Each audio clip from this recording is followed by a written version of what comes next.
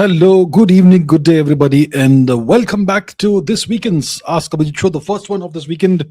This is episode 326. Today we discuss geopolitics and history. I will take questions you all have asked in the comments. And before we do that, let's see who all is there on the live chat. I can see Shri Ramachandraya Namaha. Thank you, sir.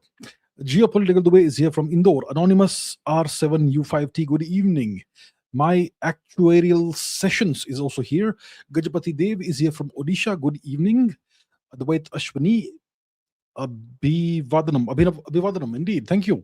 Rekha Humble, Jai Shri Ram, ma'am. Mary Kane, hello. Good to see you, ma'am. Real Vladimir Putin, Ram Ram, everyone. GK87, good morning. Well, good morning to you. V for Valor, Ram Ramji. Sumit Agarwal, Ram Ramji, indeed. Om Naik, Namaskar, Shivansh, Somi, Ayush Singh, Pradamji.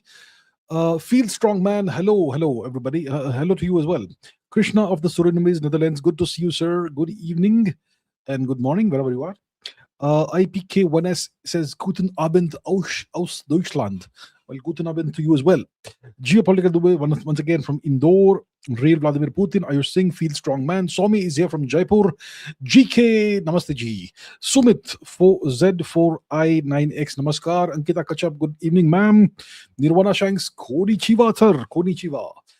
Feel Strong Man once again. Nabarita Das, Namaste. McLevin69, it's over, sir. What is over, sir? Sid, Toxic Kratos, hello.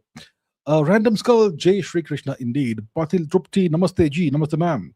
Abhishek Shukla Live, Trump in new Epstein files. Well, what can I say? Manhattan, Om Naik, Namaskar. Rishikesh Das Gupta, hello. Somi0709, Nirvana Shanks, Slash, hello. Arya 8045, good evening. Amisha Mishra, good evening, ma'am. Animesh, Manisha Cardoso, namaste, ma'am. Namaste, good to see you, ma'am. Abhishek Shukla Live, good evening, sir. Thank you. And Abhishek Shukla ji is here from Kanpur. Who else do we have? Anonymous Scientist, bonjour and hello indeed. V for Valor, Ash King 2OP. Siddhant is here from Mumbai. Priyanka Javalia, namaskar, ma'am. Manhattan, Surya Pratap, namaskar from Bharat. Real Painter, okay. Shalom, Real Painter ji. CEO of Sigma Grindset, hello. Manhattan and so many other people. I won't be able to greet you all individually. Honey, what was that? Lage raho online, good to see you, sir. Good to see you indeed. Bhupesh Kondal, hello. Ranvi Jai Singh Balbir, hello. Buongiorno to Siddhant from Mumbai. Geopolitical Dubai once again. Who else do we have? Sumit Agarwal, Abhinav Singh, Akash Banerjee, KJ Wonders, and everyone else. Okay. Imran is also here. Imran 178. Good evening, sir. Okay. Animal Lover 1666. Honey Badger of Kalinga. Well, that's a great name. Good to see you. So, Anonymous Scientist says, Epstein files, damn. What can I say? What can I say about what has come out in the Epstein files? I mean, it's a who's who of the fantastic people, the great people of the United States. A nation that is ruled by perverts, criminals, and pedophiles. The nation that seeks to teach the world about human rights and democracy and all that. I mean, see what they have been exposed doing. And they're going to continue tomorrow morning as if nothing's happened. No one's going to be prosecuted. The same people are going to continue ruling the world. I mean, what about Trump? Donald J. Trump, the president of the United States. Is it allegations we are making here? It's whatever has been released. I will not even list out the things I've read. Makes me want to vomit. But all of this that's been revealed, the Epstein files, it has been revealed by the government of the United States, which reports to Donald J. Trump. And they have exposed him. Not just him, Bill Gates, the previous presidents, whoever they are, Shri Elon Musk ji. I mean, so many of these people have been exposed. This fellow, Howard Lutnick, creep, monster. These people are ruling that country. These are apparently Western values. This is Western culture and civilization. And they're going to tell us what human rights are and what democracy is. They're going to preach to us how to improve our backward culture, you know, moral high ground. That's what they've always had. I mean, what are we seeing? The question is, Trump has been thoroughly exposed. It looks like he has not been totally exposed this far, apparently. So why has his FBI, his government, why have they released all this stuff that exposes Donald Trump? Is he not in control of the US government? Is he not no longer in control of the FBI? What's going on? Is somebody else controlling the US government, FBI? Who knows? These are legitimate questions. When you had the previous pedophile Biden, who was ruling the country, he clearly was in no shape to be in control of the government. Someone was ruling the government. Someone was running it. Someone was operating the government and ruling the country. So wow, I mean, what are we seeing here, right? Yeah, damn indeed, damn. Okay, let's get going with the actual questions I've selected from the comments. What are the questions that we have? Give me a second. Okay, what's the first question? The first question is by Somi. Trump's approval rating is at a record low of 37%. ICE is terrorizing its own people. The US economy is not doing well at all. Even the grocery prices are very high. Trump hasn't been able to end the Russia-Ukraine war. His tariffs are just passed on to the American consumers.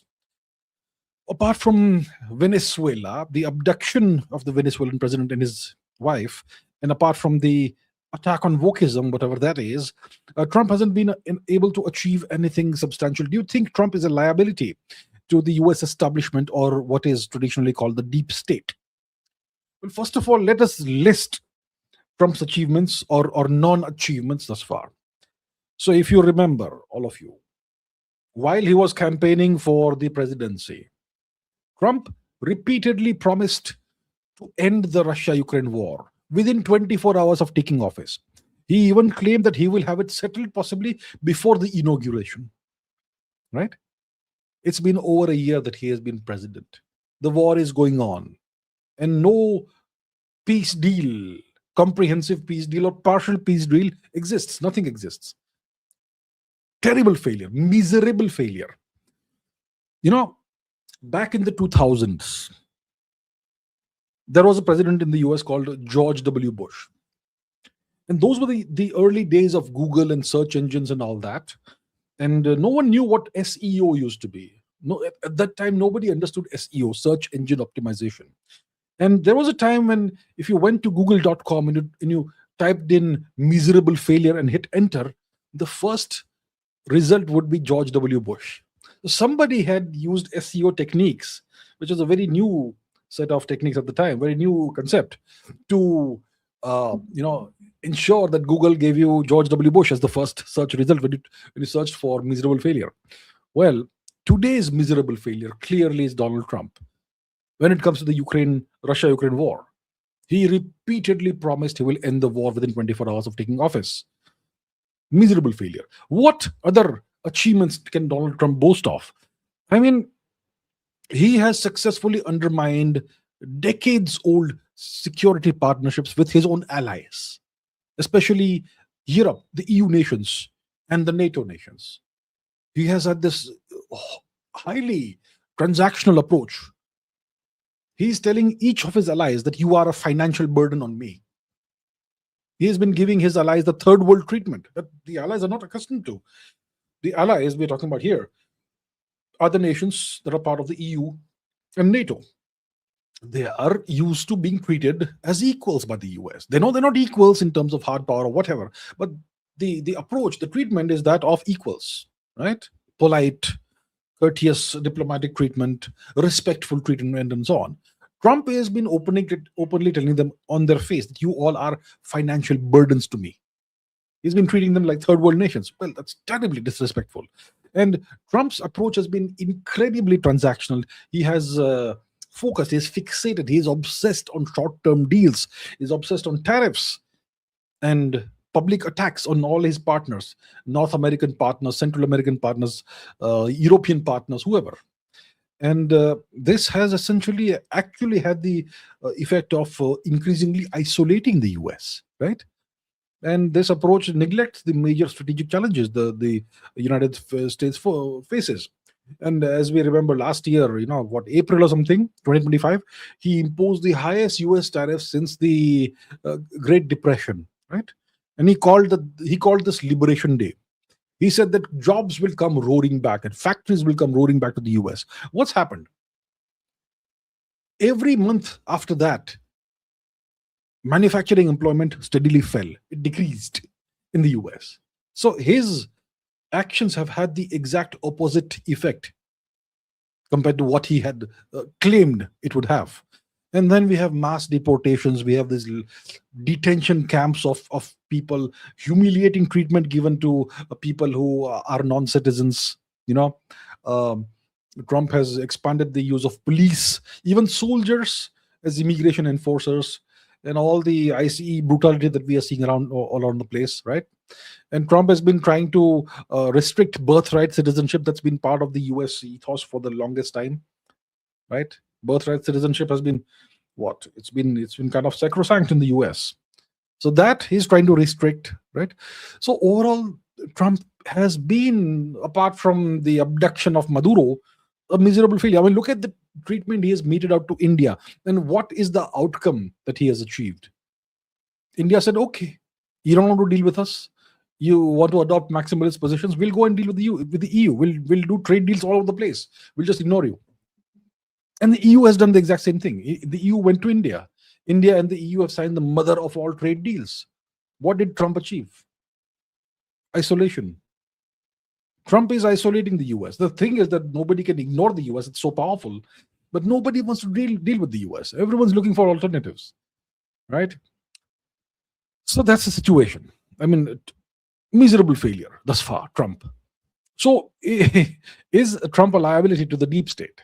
Well, is he a liability to the deep state? Not thus far. Why has Trump been allowed to become president? He has been allowed to become president so that he can reshape the global world order. And that he is in the process of doing. His job is to acquire for the US control over all the major energy exporting nations. He's done that with Venezuela. He perhaps may do that with Iran. And the objective is to isolate nations like China and Russia, and even possibly India, and exert more pressure on them, hard pressure. When you have a nation like China, when you have a nation like India, these two nations depend on other countries for their energy supplies. And if the US controls all those countries, well, then they can exert tremendous pressure on China and India. So those things he could be able to achieve. Venezuela already has happened. He's also cut off Syria from Russia and China. He could do that with Iran possibly. So he's doing all those things, but at what cost? At the cost of isolating the US, at the cost of pushing all his allies away. Pushing a nation like India away. India has cultivated a great relationship with the US over the past 25 years. And this guy, in a period of a couple of weeks, ended all that. There's no trust now. India simply can't trust the US anymore after their antics during Operation Sindoor and so on. So overall, he's doing what he has been brought in to do, but the cost is substantial. Maybe the deep state is okay with the cost that the US is incurring right now. Vidhi Manyar says, if the European Union is not fully sovereign, how does it have the authority to negotiate and sign a trade deal with India? Has the US exerted any indirect influence in this process? So I keep saying that the EU nations aren't really sovereign. They don't have territorial sovereignty, right? Because they don't control their borders. They don't control who comes in, who goes out, right? They don't have economic or financial sovereignty because none of them have their own currency. They depend on the EU, on the euro, right? None of them controls the EU, so they don't have financial sovereignty. And those of them who are members of NATO don't even have military sovereignty because from time to time their military or parts of their military come under foreign control. So clearly, the EU nations are not sovereign entities, but the European Union as a whole is sovereign. So none of the nations is sovereign, but the EU as a whole is a sovereign entity. It controls its territory. It controls who comes in or goes out of the Schengen area through visas and all that enforcement. It controls its economy. It has its own currency, the euro. And from the military perspective, let's keep that out of the thing, because the EU doesn't really have a proper military of its own. It depends on NATO and so on. But apart from that, from the economic perspective, it is economically sovereign.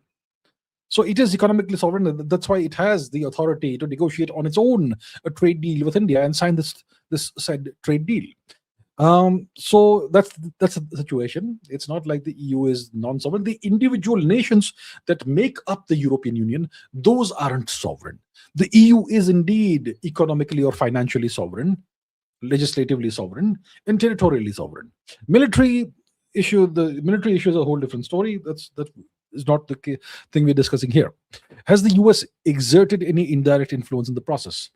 Well, I suppose the US has not done that thus far, but they may try and interfere. That's always a possibility going forward. Okay, questions about the India EU trade deal. Real Vladimir Putin says, is the India EU trade deal going to have significant opposition coming from the US? Ayush Singh says, please share your analysis of the recent Indo European FTA free trade agreement. Who is on more receiving terms compared to who benefits more compared to which side benefits more, essentially? That's what he's asking. And Rushabh Tare says, your take on the recent trade deal between India and the EU. This didn't get coverage due to other issues in India, like the UGC fiasco, etc. But why is it being called the mother of all trade deals? The US is upset with Scott Bessent, even calling it hypocrisy. China, Turkey, Bangladesh, Pakistan are all not very happy about this deal. Moreover, we are signing a framework for a major defense equipment and intel sharing deal. So how is it going to impact our economic and defense standing in the world? So let's first talk about the economic aspects of this deal. I mean, the deal that's been signed is the economic deal, the FTA, the free trade agreement between India and the EU. So what are the contours, the parameters, and so on of the FTA between India and the EU? So this FTA, it gives preferential access or zero duty access to more than 99% of India's exports to the EU by value. Okay, and this is far, far higher than what India has in the other markets. We have FTAs with other markets like Australia and the UAE and so on and so forth. But we don't have anything like this, like what we have achieved with the EU, right? So EU duties are being eliminated on about 70% of tariff lines immediately. So whatever tariff line is a set of tariffs, or it's a tariff that's imposed on a certain category of goods. So you have a bunch of tariff lines, okay? So these tariffs are being eliminated on about 70% of these tariff lines, which cover about 90% of India's exports. And the remaining ones will see phased cuts. Phase by phase, the cuts will happen, so that's one thing. And for the EU, so about 90% of the goods that India is exporting to the EU will face zero tariffs eventually, and the remaining goods will face lower tariffs than what we were facing. When it comes to the EU's goods that they are exporting to India, about 86%, maybe almost 90% of those will see zero tariffs, and the rest will see decreased tariffs and maybe phased implementation and so on. For India, you have sectors like textiles, like pharmaceuticals, engineering goods, agricultural products, and so on. These goods will get almost immediate zero tariff or zero duty access to the European market. And the EU is already India's largest trading partner in many of these sectors, right? So that's fantastic. And we're going to get excellent commitments for services exports, for mobility of skilled professionals. So Indian skilled professionals who will get to will have easier access to work in the European Union, right? And this is something that India has kind of not really got in other free trade agreements. So this directly supports the Indian IT sector, right? Our IT sector mainly services the US. Now we're gonna do that. We'll have the opportunity to do this for Europe also. And the US is clamping down on immigration and whatnot. So it's harder for Indian professionals to go and work in the US, but it's going to be easier now for them to go and work in the EU. So it's going to support India's massive IT sector. It's going to support India's business services sector, and obviously it will be great for high-skilled employment in India. And essentially, it gives India access to 27 nation single market. So India has 1.4 billion people. The EU has 450 million people. It brings together almost 2 billion people in a single market, right? That's fantastic. And both nations want to diversify away from the US, and both nations want to diversify away from China as well. We don't want over dependence on China, right? And we want to hedge against the American tariff volatility, which you never know what kind of tariffs the Americans will push on you, depending on what side of the bed Donald Trump woke up on today morning, that sort of thing. Right. So overall, it's great. It's kind of win-win, whatever I've seen thus far. I'm not doing a detailed point-by-point analysis here. It's a broad analysis I'm giving you. So see, India wants to become more of a manufacturing power. Make in India, Atmanirbhar Bharat, all of that, right? And a lot of this manufacturing, labor-intensive manufacturing that happens in East Asia, if India can capture even a fraction of that market, right, and sell it and sell the goods tariff-free in a high-income market like the EU, it's going to support Make in India. It's going to support Atmanirbhar Bharat. It's going to support export-led growth of the Indian economy. And that's fantastic. It's something that no other single FTA or any other agreement anywhere else offers for India at this scale. So it's massive. It's actually massive for India. And of course, it brings India and the EU closer together. This will make it less likely for EU nations to interfere in India's internal affairs and mess around with the issues, regarding sovereignty, or support Pakistan, or support China, or even support the US, because they benefit from a stronger, more stable, and more robust and faster growing India. They benefit directly from this. So why will they do anything to undermine India, right? So this strengthens India's position as a key partner for the European Union in the current world order. It strengthens India's geopolitical position significantly. It will reduce India's vulnerability to US sanctions, US tariffs, and India's over dependence on the US, right? And a few Asian markets as well. So it diversifies risk for India. It increases leverage that India has on various EU nations, including diplomatic leverage and other kinds of leverage, right? So overall, it's fantastic. Overall, it's great. I'm sure there are some things that need to be looked into and so on. But overall, from a big picture perspective, it's fantastic. You could have tens of billions of dollars of additional exports going on from India, going from India to the EU. And overall, I see that it's a fantastic development for India and for the EU.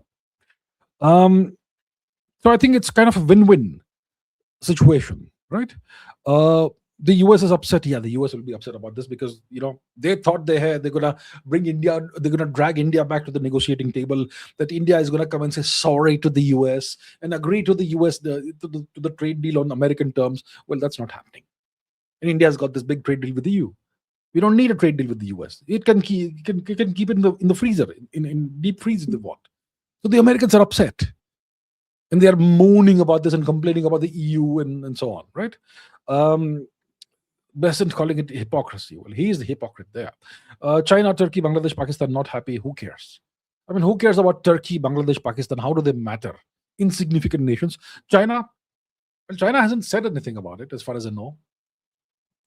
China hasn't expressed displeasure, as far as I know. But yeah, obviously they will not be very pleased about this. It is what it is. Is this trade deal going to have significant opposition coming from the US? So this trade deal is signed, the FTA is signed, but it has to be ratified by both sides. And this process could take several months. Possibly it could be operational in maybe 6 months, maybe by the end of this year. So it's a process that takes time. Okay, there's a process it undergoes after the signing. So in the meanwhile, will the Americans pressurize the EU? They may. I'm sure they will. But it's not in the EU's interests to walk away from this trade deal, or try to dilute it to whatever. It's not in their interest. So I'm sure the Americans will exert some kind of pressure on it. I'm sure they will. But I'm pretty sure this will go ahead. What about the defense framework for major defense equipment and intel sharing deal? Intel sharing is fine. Both sides obviously will curate the intel they share with each other. So I don't see any major issues there. When it comes to defense equipment and all that, we're going to have to be a little careful. Because see, our our strongest and most time-tested geopolitical relationship is the one that we have with Russia. Russia is a trusted partner. India and Russia have never done anything that significantly, undermines the other's interest. Yeah, there may be some irritants here and there, whatever, but nothing major. India and Russia have no major disagreements. And the track record is such that we can trust each other within parameters, right? Within the parameters of each nation's national interest. So whatever we do with, let's say, the EU or whoever else, we will not do anything that jeopardizes our tried and tested relationship with Russia, our privileged strategic partnership with Russia. We won't do anything that jeopardizes this. Now, let's say we are selling defense equipment. It's going to be buy and sell, obviously. We'll buy stuff, we'll sell stuff. So let's say we are selling defense equipment to the EU nations. What if it gets used by NATO? I mean, what about that? What if we sell Akash surface-to-air missiles to the Europeans? The Akash SAM system performed admirably during Operation Sindoor. It's one of the components of the best battle-tested air defense system in the world. Better than the Israeli Iron Dome thus far, at this point. So if we sell that to the Europeans, and what if they use it against Russia? Or what if they provide it to Ukraine to use against Russia? I mean, those are the things that we'll have to look into. Obviously, look, once you sell something, it's out of your hands. You never know how it's going to be used. So we're going to have to be very careful about that. But as long as we are careful about what we sell and how it is going to be used and so on, I'm sure we can make it, the defense framework, also very strong and mutually beneficial and a win-win kind of thing. So we'll have to see about that. But the FTA is just fantastic overall. Rushabh Tare says, CCP, Chinese Communist Party, purged Zhang Yuxia, the top general in China. Is it true that Zhang Yuxia sold nuclear secrets to the US?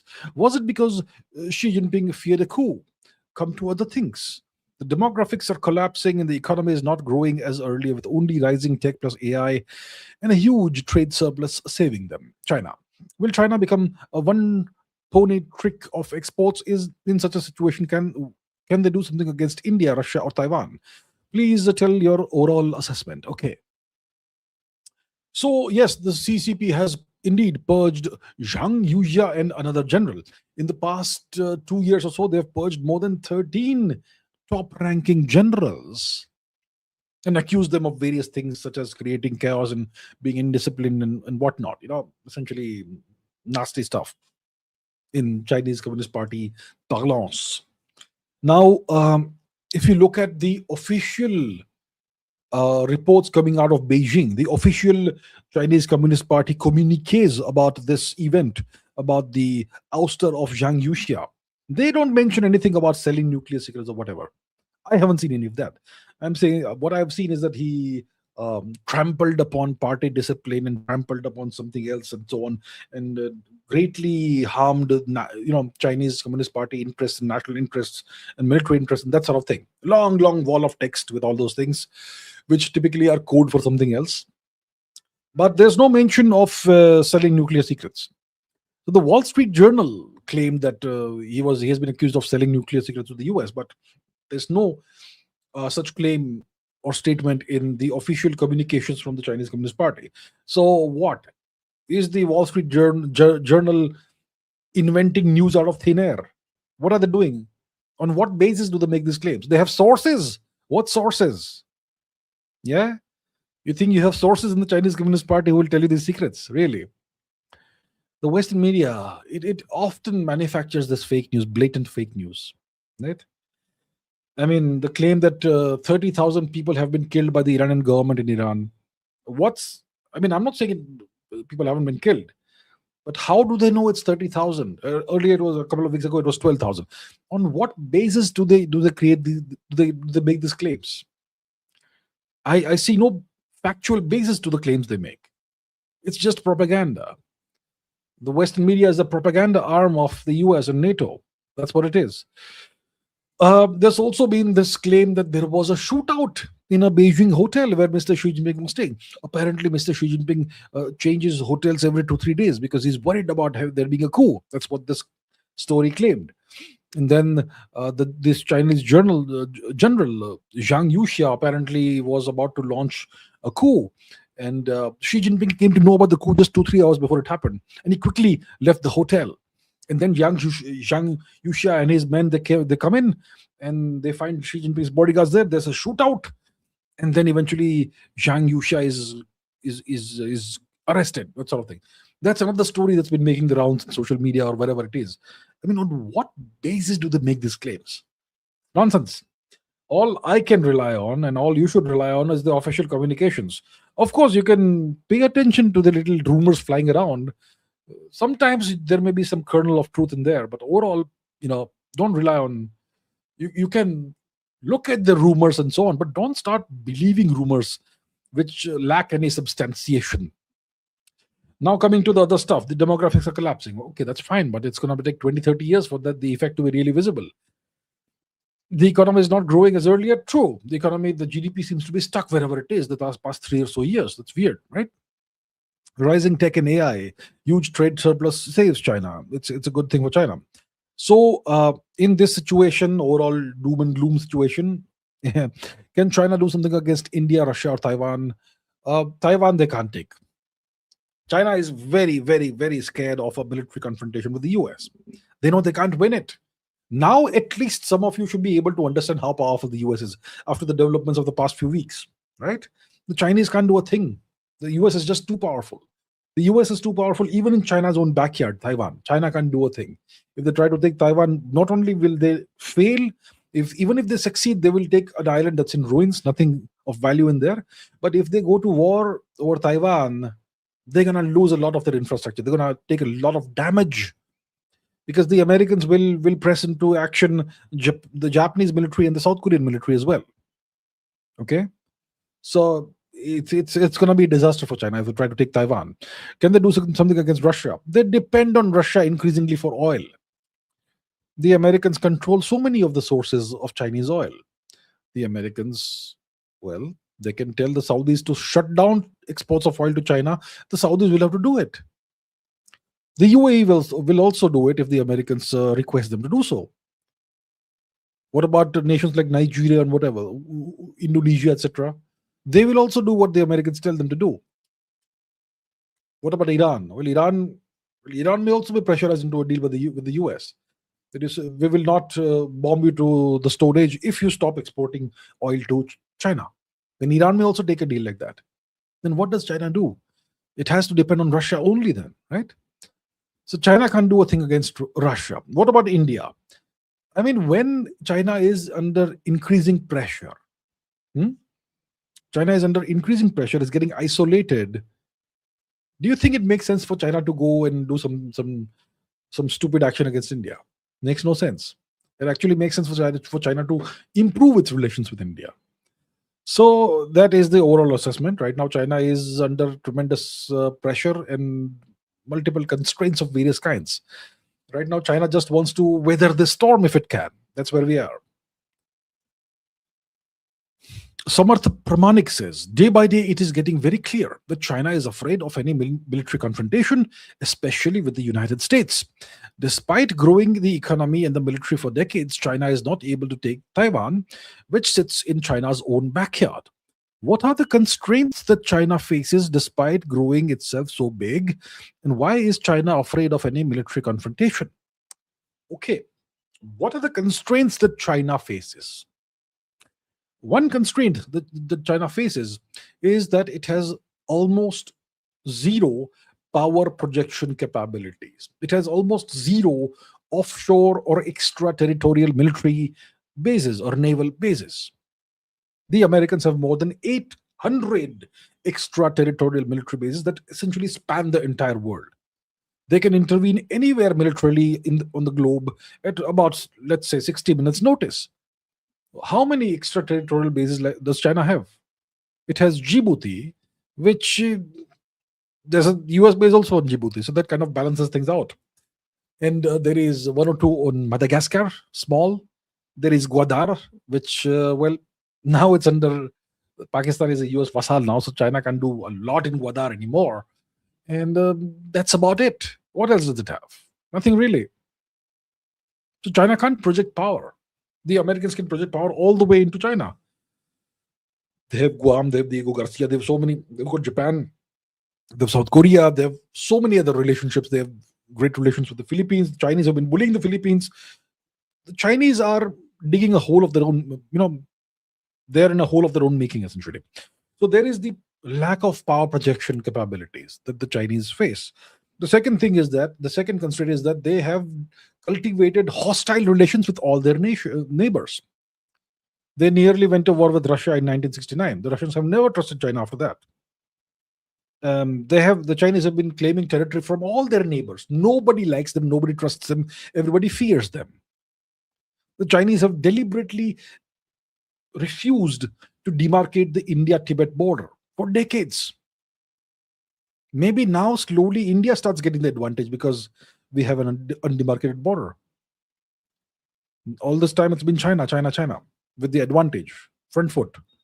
Now, China slowly goes on the back foot now. You see, so the hostile relations with all its neighbors, all of its neighbors, not one good relationship, apart from North Korea, which is its own story. Then another constraint is that China is not a net exporter of energy. It's a net importer of energy. China may import, China produces about 60 to 70% of its own energy, but when it comes to oil and gas, it has to import that. So China depends on other nations for its critical, vital energy supplies. It's been building up strategic reserves and all that, but that's a stopgap measure. China doesn't have its own oil and gas reserves that can, take care of its demand. So it depends on nations like Iran, like Saudi Arabia, like the UAE, like Nigeria, like Indonesia, like Venezuela, etc. And all of these nations, most of them are on excellent terms with the US. Or even if they may not possibly be on excellent terms with the US, they can't deny US, let's say, requests to, let's say, stop, hypothetically, selling oil to China. If this US request comes in, these nations have to agree to it. So that's a big constraint that China faces, right? So there's a bunch of constraints such as these that the Chinese face. Then you have the fact that the Chinese navy is hemmed in by 3 island chains. Which are these island chains? Well, let's crack out the map. We haven't opened the map and thus far. Let's open it. What are there are 3 island chains that encircle China. So the first island chain is essentially, Japan. The Japanese islands come all the way here. Okay, by the way, Yonaguni Island is right next to Taiwan. So all these islands, it's an island chain that you see here. These are Japanese islands. Okay, Okinawa, Shorin-ryu. So Okinawa is there, and then all the other islands all the way to Taiwan. And from Taiwan, we have the Philippines and all the other islands, these island nations and all. So that's one island chain that hems or ring fences China. And Japan is, well, under US occupation. Taiwan is a US ally. When it comes to nations like the Philippines, they are bullied by China, so they are also on excellent terms with the US. Malaysia, Singapore, Indonesia, all these nations that depend on the US for protection against China. Vietnam also has good relations with the US. So the Chinese Navy is hemmed in by the first island chain. Then you have a second island chain and a third island chain, which are further rings of islands, and then you have Guam here, which is a major U.S. military base. You will see two airports on Guam. One's gonna, I know, three airports, at least three. Yeah, one of these is a, I don't know. Is there a domestic? I mean, is there an actual international airport here, or is it all military bases? So you have military bases here, you have naval bases, and so on, and it's a major place from which the US projects power against China. So you have three island chains that ring fence China, and the Chinese ships, whenever they want to pass out into the Pacific Ocean, they have to go through rings of US allied nations and their assets, and essentially they can't do a thing without the Americans observing exactly what they're doing. So that's another constraint the Chinese face. So all these constraints come together. And of course, they've been trying to catch up economically, which they have done a great job of with US help. Yeah. And they've been trying to catch up technologically, and they've done a fantastic job of catching up technologically. Primarily, the primary driving factor was the Chinese rejuvenation and reformation of its education system. They poured in trillions of dollars into their education system and have made it world class. Now, some of the best universities in the world are Chinese universities. They're all focused on research and development and technology. That's why China is pretty powerful as a technologically powerful nation. Um, you know, but they're still behind the US in AI. They're significantly behind the US in space and so on. So these are the constraints that China faces. Some of the constraints. Real Painter says, why is China not interested or not investing in its power projection capabilities? I mean, China's national interest is to become a global power and eventually beat the US, but to become even a regional power, you need power projection capabilities. But it seems China is not interested, or is it part of a big plan or a fatal mistake? So, Real Painter rightfully says that it is in China's national interest to become a global power and eventually beat the US. Well, the truth is, it applies to all nations. It is also in Bangladesh's national interest to become a global power and beat the US. Yeah, it's in Bangladesh's national interest. But can Bangladesh do that? No, Bangladesh can't. They can't even dream of it. Right? It's not their fault. They simply don't have the capabilities. So why is Bangladesh not interested or investing in power projection capabilities? Because they don't have the resources to do that. There are too many constraints. Let's say Bangladesh wants to build 10 military bases outside of Bangladeshi territory. Who will give them the territory to build bases? Will India give them land to build a military base? India won't give it. Will Sri Lanka give them some land to Bangladesh on Sri Lankan territory to build a Bangladeshi naval base? No, Sri Lanka won't give it. Will Myanmar give that to Bangladesh? No. Nobody is willing to give anything to Bangladesh. Right? So how does Bangladesh, even if it wants to, invest in power projection, how does it do it? It can't force anybody to do it. It doesn't have enough money to interest people to give up some land to, and nobody considers Bangladesh, thinks that having Bangladeshi military bases on their territory is a good idea. And what do you get? Nothing. Now, when it comes to China, okay, you understand why Bangladesh can't do it. Now, let's ask China. Let's talk about China. Let's say China wants to build 10 naval bases outside of its territory. Who will give China the territory or some land? If Indonesia gives some land to China on Indonesian territory to build a naval base, who does it serve? It serves China. It's dangerous for Indonesia. So why will Indonesia do that? Why will Malaysia do that? Why will the Philippines do that when China already claims Filipino territory? Why will Philippines do that? Will Japan do it? No. Will South Korea do it? No. Will India do it? Haha. Nobody will do it. Pakistan gave some access to China to Gwadar. Let's see how long that lasts now that Pakistan is sitting in the US lap.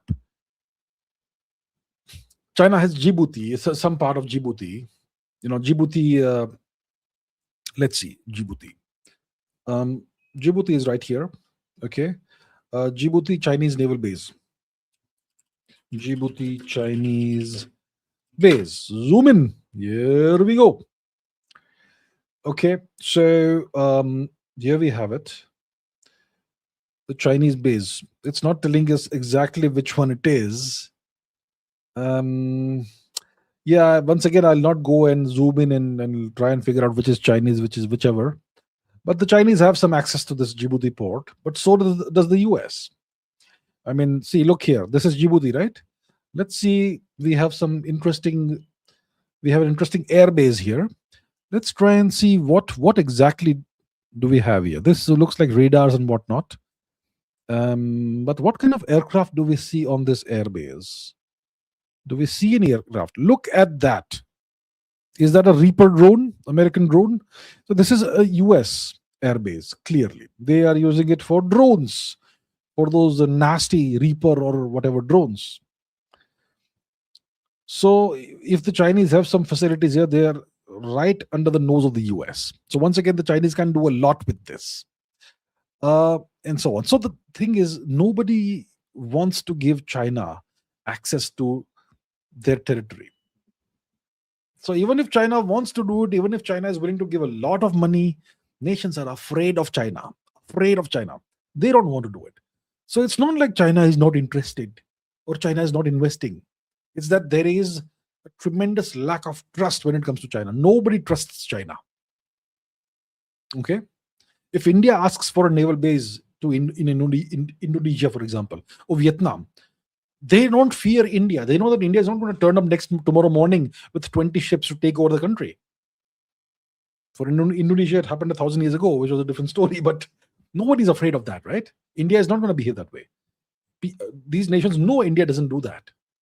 That's why if India requests Indonesia or Vietnam or Thailand or whoever, Cambodia, not Cambodia. But if we ask these nations for some kind of relationship where we can have a naval base or whatever, they will consider it seriously. But China, no question of it. So it's not like China is not interested. They are interested. It's not like China is not investing. They will invest if somebody says yes, but nobody will say yes. Everyone is scared of China because China has cultivated this image through their own misdeeds and actions of a bully, of a dangerous hegemonic nation that does not wish well to anyone. That's the problem for China. Mriganka Sekhar Biswas says, can we seriously consider the possibility of a Venezuela-style targeted attack on Khamenei, given the massive US naval buildup and carrier strike groups heading towards Iran? Right, so the Americans are building up. They're creating this massive naval buildup in the Western Indian Ocean near the Persian Gulf. Let's take a look at the map. What exactly are we seeing? Give me a second. Let me okay, so we are seeing a US naval buildup. There are aircraft carrier strike groups that are loitering in the Western Indian Ocean, this region here, the region that's called the so-called Arabian Sea, the Western Indian Ocean region, near the Gulf of Oman, possibly, not far away, maybe, Western India, Southern Pakistan, that region, possibly. The Americans also have, military bases in the West Asia region, whether it is Saudi Arabia, whether it is Qatar, whether it is the UAE, even Iraq, and these nations. So Iran is essentially encircled.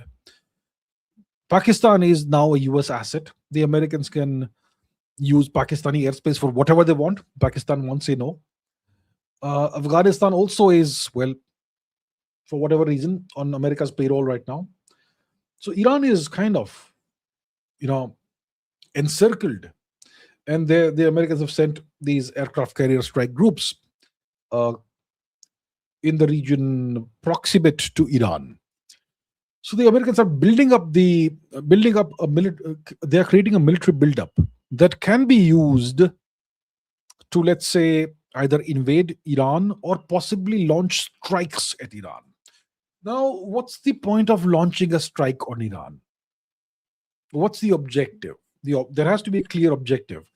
Trump has claimed that he has taken out Iran's nuclear program. Um, so then, if that is taken care of, then why would you do a strike on Iran? You can't just effect a regime change by doing a few airstrikes on a country of Iran's size, with an entrenched government. So then, if you do an airstrike or a targeted strike, it could possibly be a decapitation strike, which would target the top leadership of the Iranian government, possibly Khamenei, possibly. Yeah, that's obviously all speculation here, but it is certainly a theoretical possibility.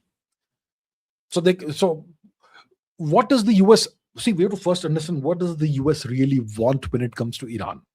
Are they interested in freedom and human rights and democracy? They couldn't care less. The Americans couldn't care less about freedom and human rights and democracy. All they are interested in is Iran's oil, its energy resources. That's what the Americans want to control. So they may, do back channel negotiations with the Iranian government that we will not do a regime change, but in exchange for us not doing a regime change, you guys need to sell all your oil to us, or let us control the oil. All the oil, you sell it to the US, and the US will decide what happens to the oil. Don't sell it to China, don't sell it to anybody else. Sell it to us, or sell it to nations that we approve. That is actually, the US will be happy with that sort of a deal. They may also demand that Iran stop supplying Russia with various military components and all. Iran may or may not agree to it. And let's say the Americans make these demands primarily about oil and energy, and Iran says no. Then what could the US do? They could do a decapitation strike on Tehran and take out Mr. Khomeini. It's very difficult for the Americans to go and abduct Khomeini the way they did with Mr. Maduro in Caracas, but they may do a decapitation strike. If there is collateral damage, human beings, well, who cares? It's Iranians, right? Brown people, not white. So that could happen. That could happen. And then after taking out Khomeini, whoever is left of the Iranian leadership, they could once again repeat those demands. Okay, now let me ask you again. Will you agree to what I'm saying, or do you need more punishment? So that's something the Americans could do, right? So obviously the Iranian government will be aware of this, that the Americans can carry out such actions. And they will obviously take measures to ensure that the top leadership isn't taken on by the Americans. It could be a game of cat and mouse, right? That sort of thing. And if the Americans do strike at Tehran and fail to take out the leadership or top leadership, the Iranians won't sit back and just wait. They will launch counter strikes at various American assets in the region. So that could lead to a long drawn out conflict, an increasingly escalating conflict that could be disastrous for the entire region, right? So whatever the Americans do, whatever actions they take, will have to be really well calculated. But yes, we can certainly seriously consider the possibility of a targeted attack on the Iranian government's top leadership. We can certainly consider the possibility of that happening. The Americans are putting together a major military buildup and naval buildup in the region, which obviously indicates that they are considering the possibility of taking such actions. And it will all depend on how much pressure Trump is under, whether Israel is able to successfully pressurize Trump into doing this, whether other nations in the region like Saudi Arabia, Oman, UAE, etc., are able to tell Trump not to do this because it could hurt these nations as well. It depends on multiple factors. At the end of the day, it depends on Mr. Trump. If Trump decides it has to happen, it may happen. And then once a chain of events is set off, you never know what direction it goes in. So you can only control whether you start the process or don't start the process. Once the process starts, you never know what's gonna happen, what direction it takes. So yes, I think the possibility does exist that America may do a targeted attack on the Iranian government's top leadership, including Mr. Khamenei. It's possible. It's certainly possible. Rushabh Tare says, what is happening with Canada? Reports say that Trump allegedly met separatists who want to separate Alberta from Canada. Quebec is known, but how come Alberta has come into the picture? Mark Carney called out the rules based order in Davos. He went to China and signed a trade deal with Xi Jinping. Trump said 100% tariffs and it ended. Why is the US doing this to Canada, which can't survive without the US? And is this the reason of uptrend in India Canada ties and a potential uranium deal and trade deal? So, when it comes to Canada and separatism, what Indians think of is this Khalistani nonsense that the Canadians have been cultivating for decades. The Canadian government has been cultivating and promoting Khalistani terrorists and separatists on their territory for decades.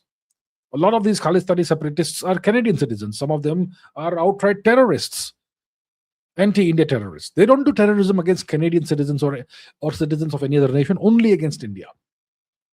They blew up a 747, a Boeing 747, the Kanishka. Which year was it? 1986? And this killed a large number of Canadian citizens, but those Canadian citizens were brown, Indian origin. So it doesn't matter, right? So Canada, for the longest time, has been harboring and encouraging and protecting Khalistani terrorists and separatists on its soil, right? Now see the irony. Today, Trump wants to separate Alberta from Canada. The Canadians have been protecting separatists who want to break India, the so-called Khalistan out of India, right? Today, Canada is facing the very real prospect of getting balkanized by Trump. So what's his deal with Alberta, right? I mean, we obviously, those of you who have some understanding of Canada will know that, when it comes to separatism in Canada, it's typically Quebec. Quebec is a French-speaking territory. Montreal is the capital, Montreal, right? And the rest of Canada is English-speaking. And it's this uneasy union of this French-speaking territory with this English-speaking territory. Very different histories, right? France and England, not the best of friends at the best of times. So Quebec has seen multiple calls for independence. There have been referendums that have been narrowly defeated, referendums for independence. So when we think of Canada and separatism, we think of Quebec. What about Alberta? So let's go to the map. First of all, what is Alberta? Let's see, okay? Alberta, Canada. Alberta, Canada. What part of Canada is this? This part of Canada is Alberta. Pretty big part of Canada. And two of the big cities, major cities in Canada, Edmonton and Calgary, are in Alberta. So, and then you have the western region, which is British Columbia. But what is special about Alberta is that it is home to the majority of Canada's oil reserves. Canada is an oil-rich nation, and a majority of these oil reserves, are in Alberta. And now most of this oil goes into the US. It's sold to the US. So now Trump says that because Canada is showing signs of dissatisfaction with the US, and it is not happy with American bullying, it is not bending low enough for the US and for Trump's pleasure, and so on. So Trump seems to be threatening Canada with balkanization. Earlier, he had been saying that he will make Canada the 51st state of the US. And if the US so desires, they can do it. Canada has no defense against the US. Canada depends on the US for so many things. If the Americans want to take Canada and make it their 51st state, all they have to do is walk in and take over. There'll be almost no resistance. They won't even need an army to do that. They'll just need cops, perhaps. Just walk in and take over. That's it.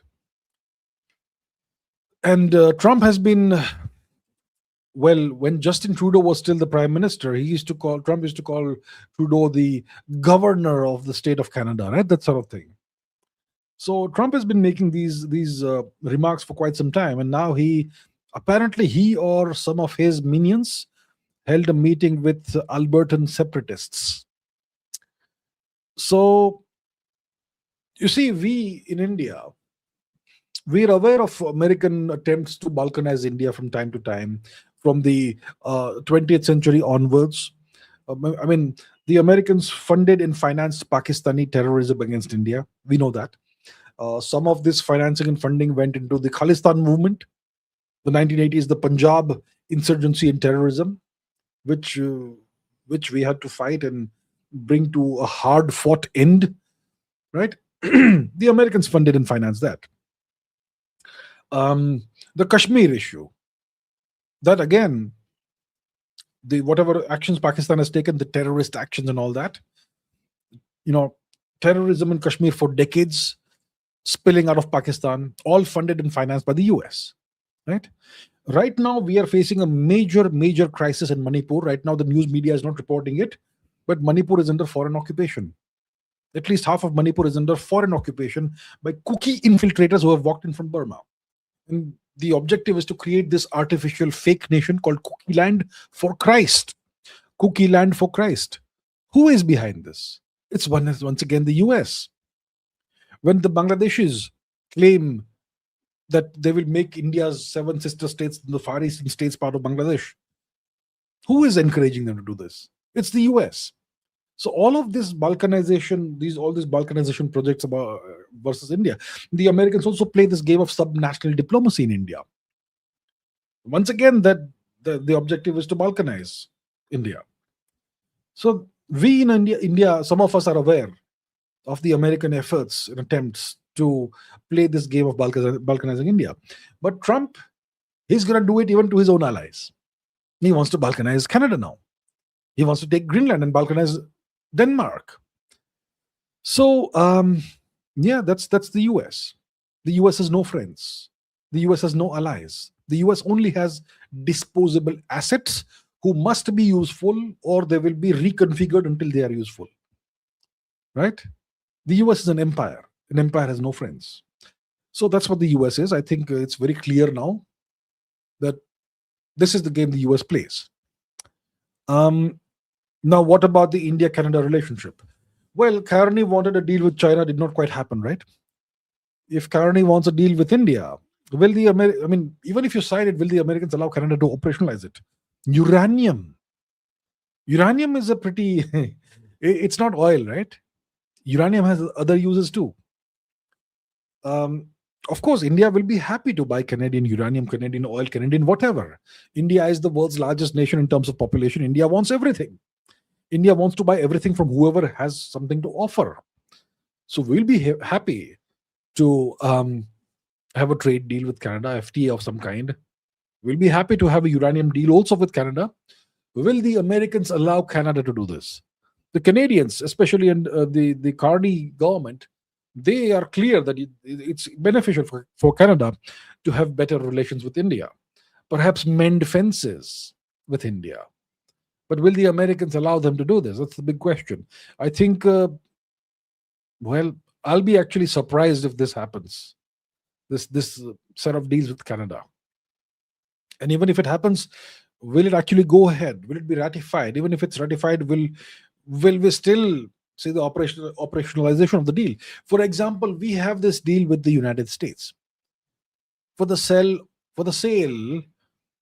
of fighter jet engines to India. What, F414 engines or whichever it is? We have signed the deal, we have paid the money, the Americans aren't delivering the jet engines. And that's why the Tejas program is frozen right now. So even if you sign a deal, everything is operationalized and so on between India and Canada, the Americans could still step in the way and stop things from proceeding. The Americans have hard power.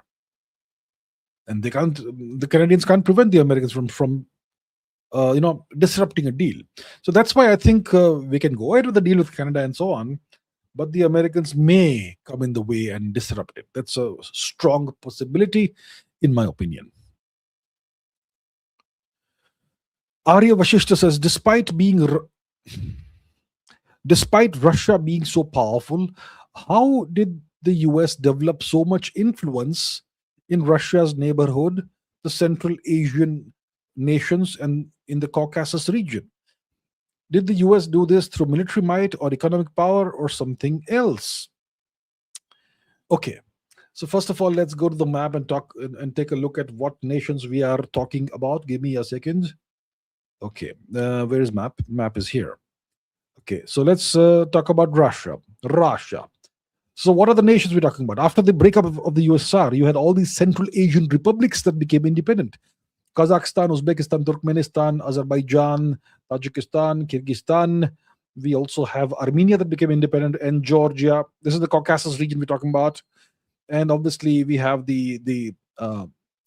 Ukraine became independent, Belarus, Latvia, Lithuania, Estonia, and so much more, right? I mean, that's about it. Not really so much more, but that's about it. So now the thing is, the US has developed a significant amount of influence in this region, whether it is the Caucasus region, whether it is the stans, Kazakhstan, Uzbekistan, Turkmenistan, Kyrgyzstan, and so on. Let me give you an example, for example. Okay, let's go to the capital of Kyrgyzstan, Bishkek. First of all, Kyrgyzstan is essentially literally a stone's throw away from India. Literally. I mean, see, what's the distance from, let's say, Mumbai to Leh? What's the distance? It's about 1,700 kilometers, right? What's the distance between Leh and the capital of Kyrgyzstan, Bishkek? It's about 1,000 kilometers. You see, it's much closer. And the border, it's even closer between India and Kyrgyzstan. So let's go to the capital of Kyrgyzstan, Bishkek. Okay, and let's see, AUCA BISHKEK. What is AUCA Bishkek? What is it? There we have it, AUCA. What is the AUCA? Where is it? Okay, let us see what AUCA is. It's the American University of Central Asia. So the Americans, more than 20 years ago, set up an American University of Central Asia in the capital of Kyrgyzstan, Bishkek. And that's just one example of the American penetration in the region. So the question is, how did the Americans, how did they succeed in penetrating Central Asia to this extent when Russia is so powerful and so on? That's the argument, or that's the question, right? The thing is this: how powerful was Russia in the year 2000? First of all, let's see, when was AUCA founded? Okay, established. When AUCA Bishkek, American University. Do you have, okay, Wikipedia? Does it say when it was founded? Established in 1993. The USSR broke up in what, 1990, 91? A couple of years later, the Americans have established an American University of Central Asia in Bishkek. The Americans move fast. So in 1993, the USSR had been dissolved and Russia was in a shambles. Russia, its economy was on its knees. Russia was beset by problems. They had a drunken president in power, Boris Yeltsin. When did Putin come to power? Late 1990s, right? 98 or 97, whichever year it was. That's when Putin comes to power. And he first comes into office. He only later gets power. He slowly is able to acquire power, slowly. And he slowly drags Russia back from the brink. In 2005, Russia was still not regarded as a major power. Around 2010, that's when the West started, getting wary of Russia once again, because Putin had spent a decade remodernizing the Russian military. So until 2010, Russia was not really powerful, and its influence in Central Asia, and it's the fact that it regards Central Asia as its exclusive sphere of influence. It was like India's claim that the Indian Ocean is our strategic backyard. It's a slogan. It's not operational in reality. Yeah, right. So that's why Russia is very powerful today. But look at how Russia was in 2000, in 2005, in 1995. It was nowhere compared to what it is today. And that's why the Americans were able to penetrate these Central Asian nations deeply. And that's what the Russians are trying to undo right now. Yeah.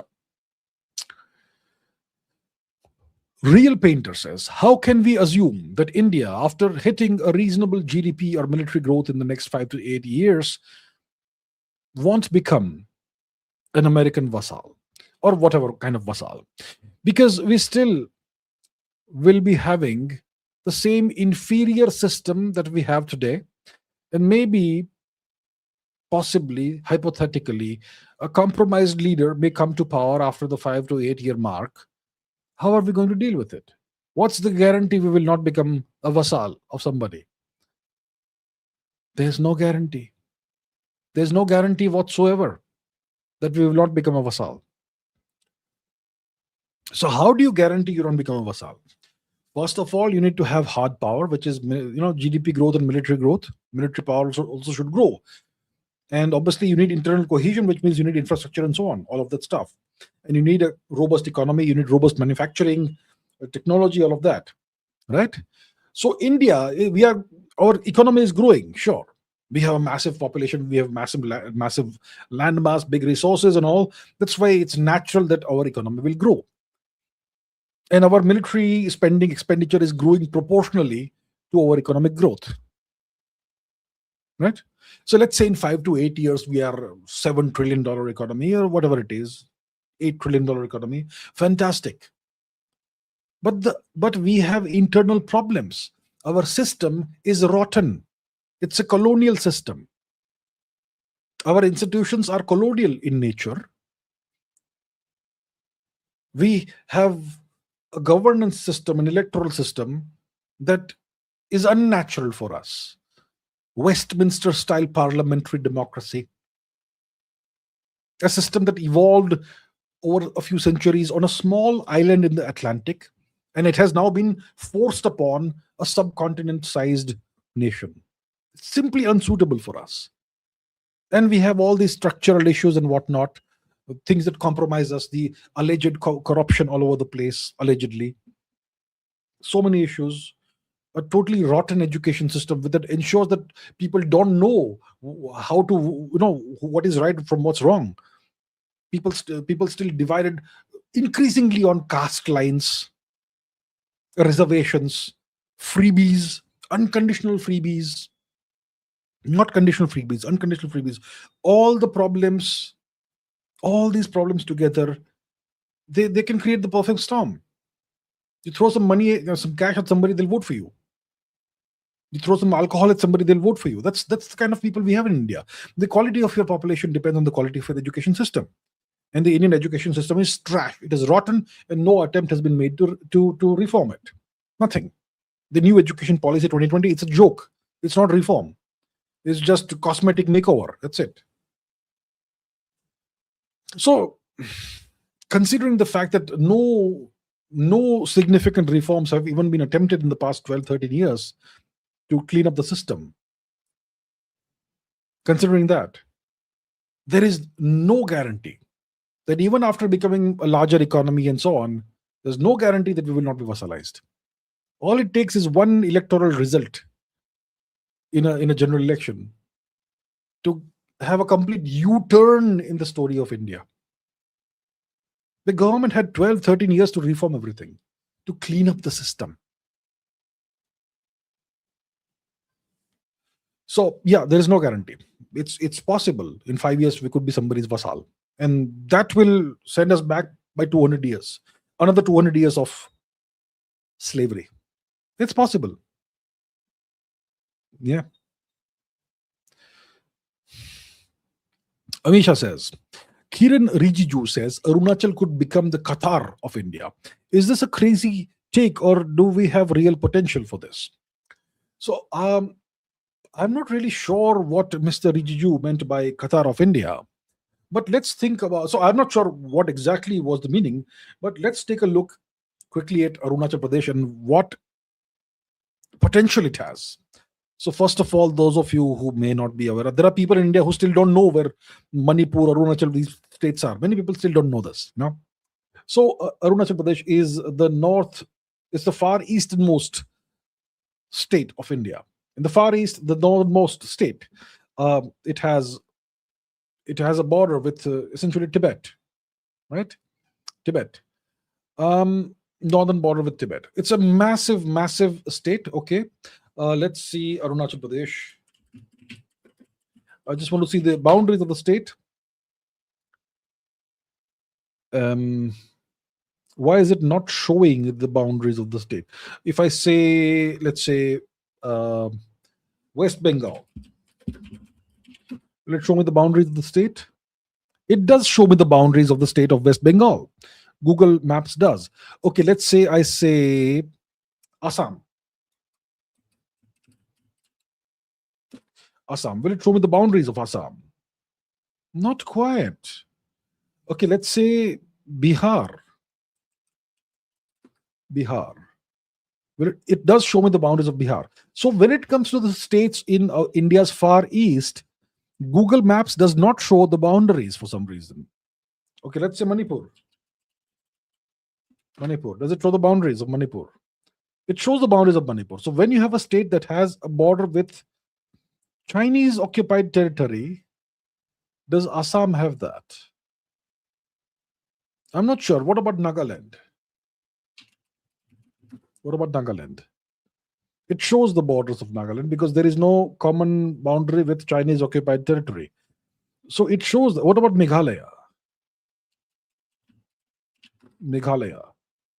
It does show this. Now, what about Arunachal Pradesh? It won't show me the boundaries. So Google is taking China's side in this matter.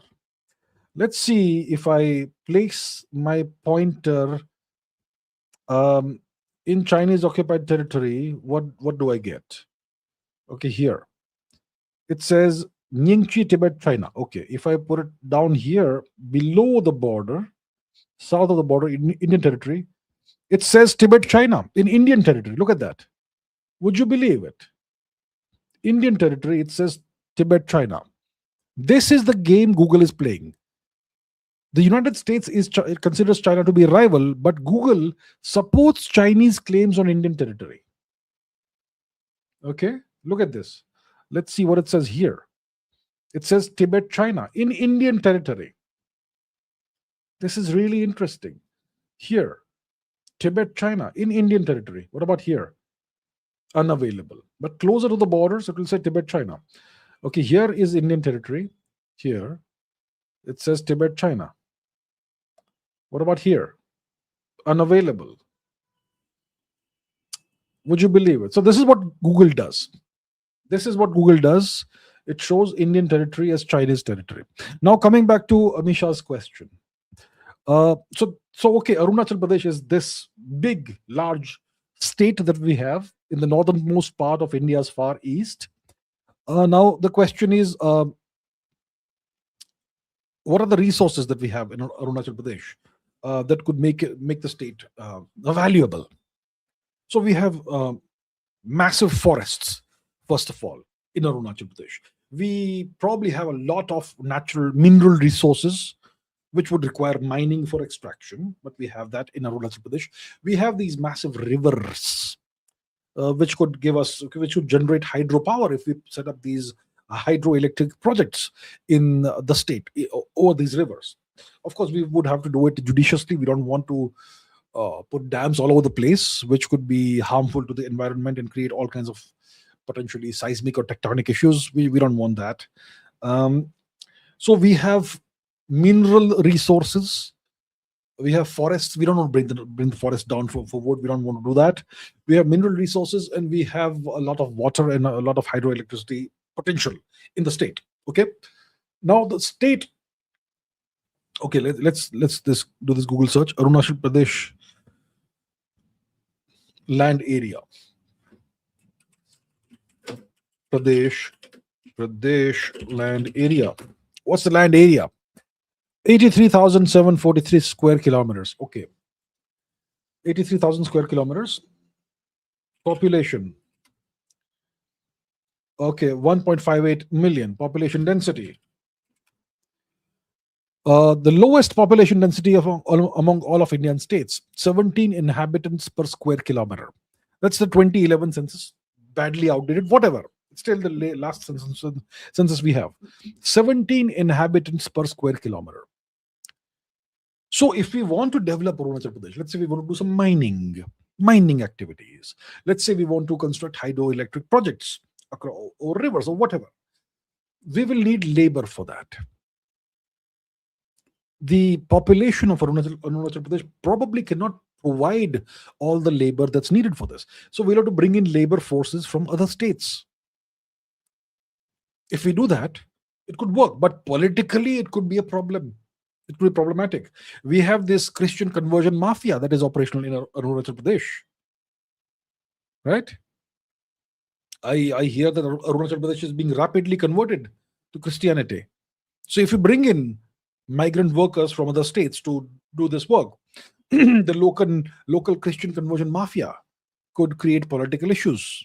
That's one issue. That's one possibility. There could be, if we discover mineral riches, resources, and we start mining, if we propose mining, there could be protests from environmental activists and NGOs and all. So I would say, look, the potential is there. But in India, politically, everything can be a minefield. There are all these vested interest groups at play, and all the groups, many of these groups have ties to foreign actors, foreign powers, and the objective is to stop any kind of development from happening in India. So the potential, I'm sure, is there to become the Qatar or the whatever of India. Potential is there. But do we have the political fortitude to make this happen? If we do have the political fortitude to make it happen, is it going to happen in the next 1 year, next 3 years, next 5 years, next 10 years, next 20 years? If it takes 20 years to happen, then what's the point? Let's make it happen next 2-3 years. When the USSR broke up, the Americans established an American University of Central Asia in Bishkek in just 2 years. They make things happen fast. In India, we'll talk about things and all. I'm sure that the potential is there, but then let's operationalize it, right? Let's make it happen. Not over the next 20, 30, 50 years, but now, next 2-3 years, 5 years. So it could become the Qatar or whatever of India. It has the potential, but we like to talk a lot in India. Will we actually make it happen? That's the big question. Nirvana Shanks says, India, France, China, and Russia hold large annual military parades such as Republic Day Parade, Bastille Day Parade, National Day Parade, and Victory Day Parade. 9th of May, right? Russia, Victory Day Parade. What do these parades achieve? Are they about demonstrating military power, cultivating national unity, or projecting international prestige? In contrast, the most powerful country, the United States, does not hold such annual military parades. Why does this difference exist, and what does it reveal about government priorities, civil-military relations, and the signals conveyed domestically and internationally? Right, military parades, what do they achieve? So we have annual parades in India, France, China, and Russia. And these parades, they achieve multiple objectives. These are like multi-purpose tools. Like, one tool achieves multiple things. It's like a Swiss Army knife. Lots of things can be achieved simultaneously. So these parades, they simultaneously display military power. They cultivate national unity. They project international prestige. They also are showcases for geopolitical connections and alliances and so on. And all of these things for each nation is done to different extents and different degrees. So there's a balance. These are the various goals of a parade, but the various components are balanced out in different ways for each nation. It depends on the nation, its historical narrative, and the context, and so on. So one thing these parades do is they showcase military power. You can use them to display new platforms, whether it's missiles, new kinds of missiles that we display, whether it is new tanks, whether it is new aircraft. You want to demonstrate modernization. You want to demonstrate to your adversaries the kind of deterrence capabilities you possess. You want to reassure your population that we have all these fantastic weapons that will safeguard our national interest, our territorial interest, and so on. So that's what military power. That's how you demonstrate military power, through the parades. And it's a high visibility way of demonstrating military power and doing strategic signaling. You don't have to do mobilizations and deployments of your armed forces. You can just do a parade, and you can showcase all of these things and achieve this objective, right? Then obviously it's about fostering national pride, national unity, for nations like China, the legitimacy of the regime, the fact that the claim that we still have the mandate of heaven, that sort of thing. So for India, it's the Republic Day, right? January 26th. So we are linking the armed forces to the founding of the Indian Republic, right? We're linking these two things. For France, Bastille Day, it's about the revolution, the French Revolution, 1789, right? You're linking the armed forces to the revolution. It's connected. For Russia, it's Russia's defeat of Nazi Germany that has been commemorated, and the armed forces are being linked to that achievement. And for China, it is the power and the control that the Chinese Communist Party has achieved over its military. So that's what you do. And obviously, you do this for international prestige. You invite foreign leaders. You sometimes even invite foreign contingents to march in your parade, right? So you use the parade as a stage for creating alliances, or showcasing alliances, or strengthening alliances in major partnerships, right? Uh, if you have a guest from another country, a president, prime minister, you can showcase your domestic defense industry, indigenous systems, whether it's India, Russia, China, right? Even France, I suppose. So you can use that to showcase your defense industry, and maybe get arms sales to a nice export market. Yeah, you could do that. So that's one thing you can do. That's another thing you can do. When it comes to nations like China, China is an authoritarian nation, right? It uses its parade for telling its population that the regime that rules you has legitimacy. It has the mandate of heaven, and it's also used uh, for frightening the neighbors, or for scaring the neighbors, for coercing the neighbors, coercive signaling, right? So that's what the Chinese do. The Chinese use their parade as a tool of statecraft. Um, Mr. Xi Jinping is typically there, right? He's usually there. So it is used to demonstrate that Xi Jinping is the man who controls this massive set of military equipment, and all these men who are marching, they're all marching and saluting Xi Jinping. So Xi Jinping is the legitimate leader of China, right? And obviously, these parades have been happening for years and years and decades. So historical continuity. Mr. Xi Jinping carries on the flame of the torch that Mao Zedong lit, right? So that establishes Xi Jinping's legitimacy. And of course, you demonstrate advanced weaponry, so that will reassure the Chinese audience. It will deter foreign audiences, that sort of thing, right? And so on. That's the kind of thing you do. So you have Russia also, which has its own tradition. France also has the Bastille Day tradition. Russia has the 9th of May tradition, which connects today's Russia to the Soviet victory in 1945 over the Nazis, right? It honors the millions of Soviet and Russian war dead, the soldiers who died for the motherland. And it also emphasizes that we are currently combat ready. We can deal with any situation, right? And we will demonstrate our military might and our military hardware on the Red Square, that sort of thing. So that's about India, Russia, China, and France. France also Bastille Day, right? 1979. 1789. It commemorates the revolutionary birth of the French Republic, and it involves tributes to the heroes of France. So France uses the military format to underline its civic values, and to repudiate the old monarchical values, the monarchy, right? And France also has allied units who march on the Bastille Day parade. Now, why does the US lack an annual parade? Why is that? So from the time how was the US founded? The US was founded the US fought a war of independence against the British occupiers, who were the same people. Yeah. But they defeated the British, and that was the founding of the US, 1776. From that time onwards, when the United States was founded, American political culture has typically regarded large standing armies with threats to the republican identity of the US.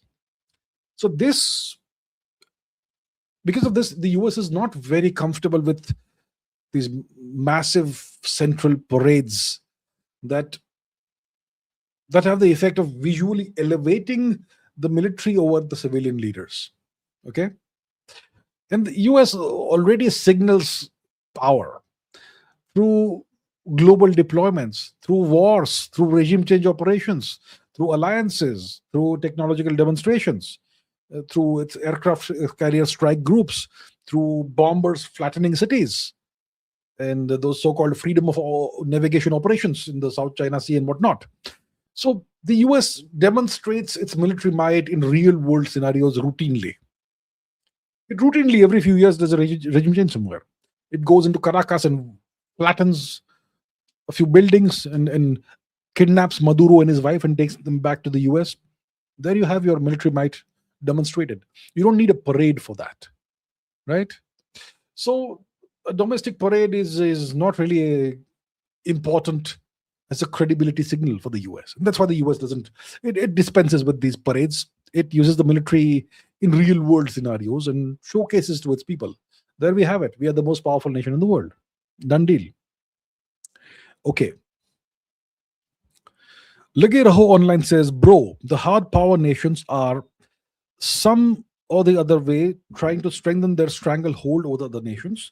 The tech power nations are in some way or the other trying to make the world dependent on their technology and products. And why is our Bharat still stuck in this jati this and jati that and caste? No difference between the ruling alliances or all the opposition combined. But the most crucial question mark is hanging over the UGC. It has been trending more than any other popular sports event for the past 24 hours. I understand you more or less try to skip questions that are attached with Indian politics, but how about I take this one? UGC. The UGC rules, or whatever it was, of creating divisions in Indian society based on caste and labeling certain groups within India's population as permanently oppressed groups, and labeling certain groups within India's population as permanent oppressors. What was the objective of doing this? The Supreme Court has struck it down or paused it or whatever. But what was the objective of this? To create more divisions in Indian society. Haven't the British and the former Turkic occupiers done enough to create divisions in Indian society? You're creating more and more and more permanent divisions in Indian society, creating a permanent sense of victimhood somewhere, in a permanent sense that some people are permanently oppressors. Isn't the job of the government to unify the country, to end whatever divisions and differences exist and bring the people together harmoniously? Isn't that the job of the government? But you see, we are a democracy. In democracy, it really pays to paint some people as permanent victims and to then portray yourself as the savior. And those guys have been oppressing you for 5,000 years or whatever. And then reap the political benefits of that, rewards all the time. That is cynical politics. That is poisonous for the civilization. I'm not sure the Indian government even recognizes India as a civilization anymore. We are not really a civilization in the real sense of the word anymore. We are a colonized nation. And the politicians seem to be, all they seem to care about is short-term benefits. To hell with the civilization and long-term future. Right? Our politicians claim that caste is a very bad thing in India. And caste must be annihilated. Right? Caste is evil. Caste must be annihilated. I agree. Annihilate caste completely. So what stops them from doing it? Whatever reservations you are giving, give the reservations on the basis of a family's economic situation, financial condition, not so-called caste. What is stopping them from doing it? Remove caste from all official documents, government documents, whether it's a birth certificate or death certificate or school certificate or whatever certificate. Remove caste completely and permanently. End of caste, annihilation of caste. Do it, right? And then give reservations fairly on the basis of each family's economic situation. That's the end of your caste issue, but the government will not do it. Your politicians they claim that they are against caste, but they are the ones who are keeping caste alive forever. Who believes in caste today? You go to any city, go and sit in a restaurant. Do you care what's the so-called caste of the guy who's serving you? Do you care what's the so-called caste of the person who is the cook, who's the chef, who's handling your food and chopping your vegetables and whatever else? Do you care? When you sit in an aircraft, when you sit in a bus or in a train, do you care what's the caste of the person sitting next to you? When you're traveling, when you're walking in a crowded street and you're bumping shoulders with people, do you care what's the caste of anybody? It is these politicians who are keeping caste alive. The British made it mandatory for government documents to have caste. They did this more than 100 years ago. Today's politicians are keeping this alive for their own benefit, not for the benefit of the country. Annihilate caste. End it completely. What's stopping you? This is terrible, absolutely terrible, and it's so incredibly disappointing. That's all I have to say about this. I've broken my rule of not discussing local politics or internal matters of India, but I suppose I should in this matter. Nirvana Shank says the Delhi Sultanate and Mughal Empire were foreign rulers, yes, foreign occupiers of India. How did the indigenous systems of governance persist under these foreign occupiers? And what does that say about Indian cultural resilience? Thank you for your attention to this matter. See, the Delhi Sultanate and the Mughal kingdom, which eventually became a Mughal empire, these were foreign rulers, foreign occupiers of India. They were foreigners that tried to impose foreign systems of administration, foreign language, and foreign religion upon the Indian people. And they were successful to a certain extent, which is why we have the situation that we have in India today, demographically and so on and so forth. So how did indigenous systems of governance persist under the Mughals? Let's say the Mughals. Nothing persisted under the Mughals or the Turks. The first thing they would do is, if they won a victory, they would kill the king, behead the king, and do nasty, atrocious stuff with the king's, whoever survived in the king's family, in the army, and so on. Typically, yeah. So we know what they did. We'll not discuss that here. And then you have the population that is subjugated, right, by the Mughals, by the Turks. What happens to them?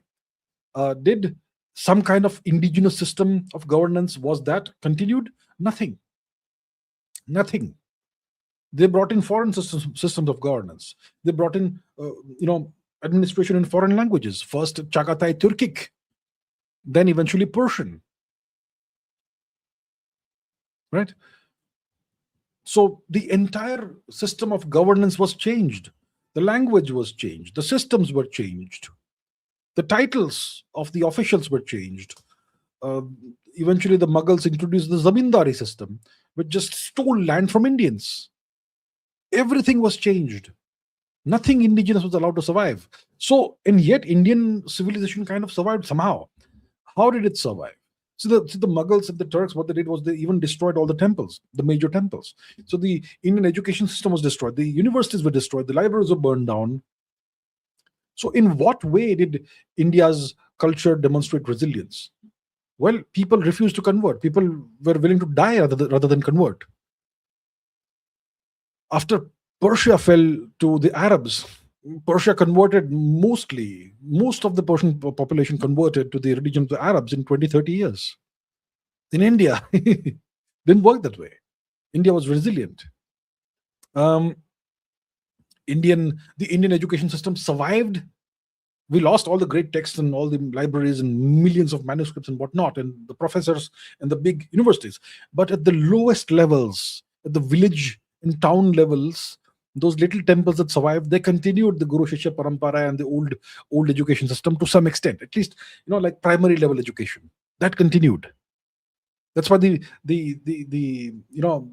stories that that had to be passed on orally, those stories continued. Those memories of the old days continued.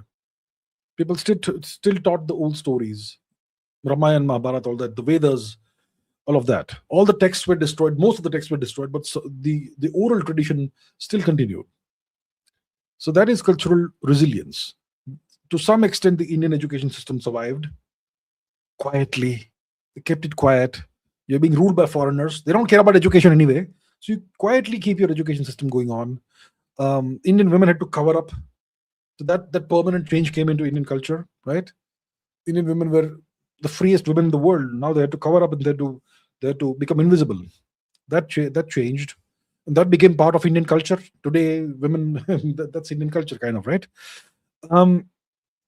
Indigenous systems of governance did not persist in any way, shape, or form, unless you had a kingdom that was still independent and still not under Turkic occupation. In that case, some system of indigenous governance could perhaps survive.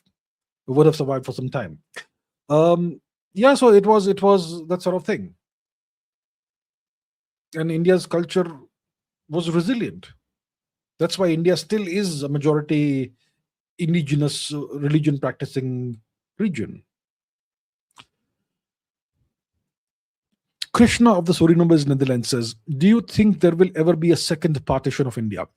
I'm asking this because there's a certain religious group in India that represents an incredibly large, massive minority. It's not a minority. It's a second majority. Will there ever be a second partition of India?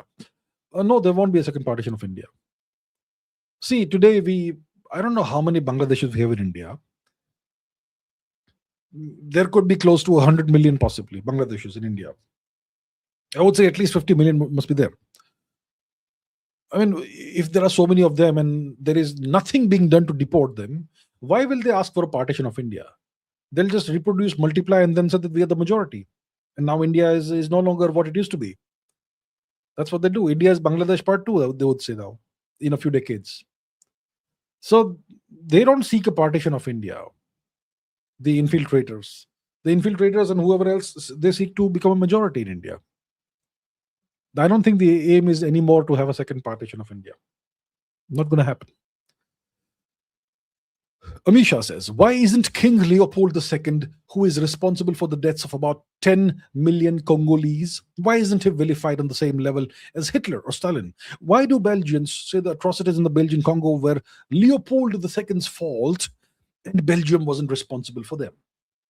So you see, King Leopold II of Belgium, he ruled Congo. It was called Belgian Congo from, I think, 1885 to 1908. Okay, that's what 15 plus 8 is 23 years. And during those 23 years, he unleashed the worst of depraved barbarities on the people of the Congo.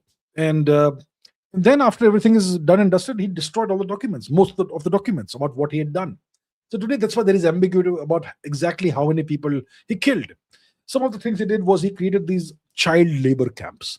He would kill off lots of Congolese people.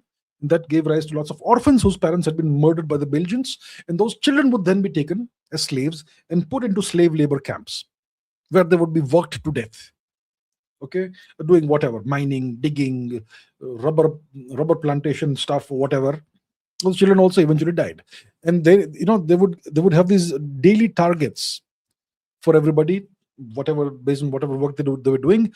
And if they did not meet the daily targets, their hands would be chopped off. Okay, their hands would be chopped off, black people's hands. And to commemorate that, in Belgium, there is this Belgian hands chocolate. Okay, hands chocolate. They still sell this. They still sell this. Okay? They still sell this in Belgium. It was based on what they used to do to these people. They used to chop off people's hands. They used to chop off children's hands. And the Belgians still celebrate this. There is something called tête de nègre.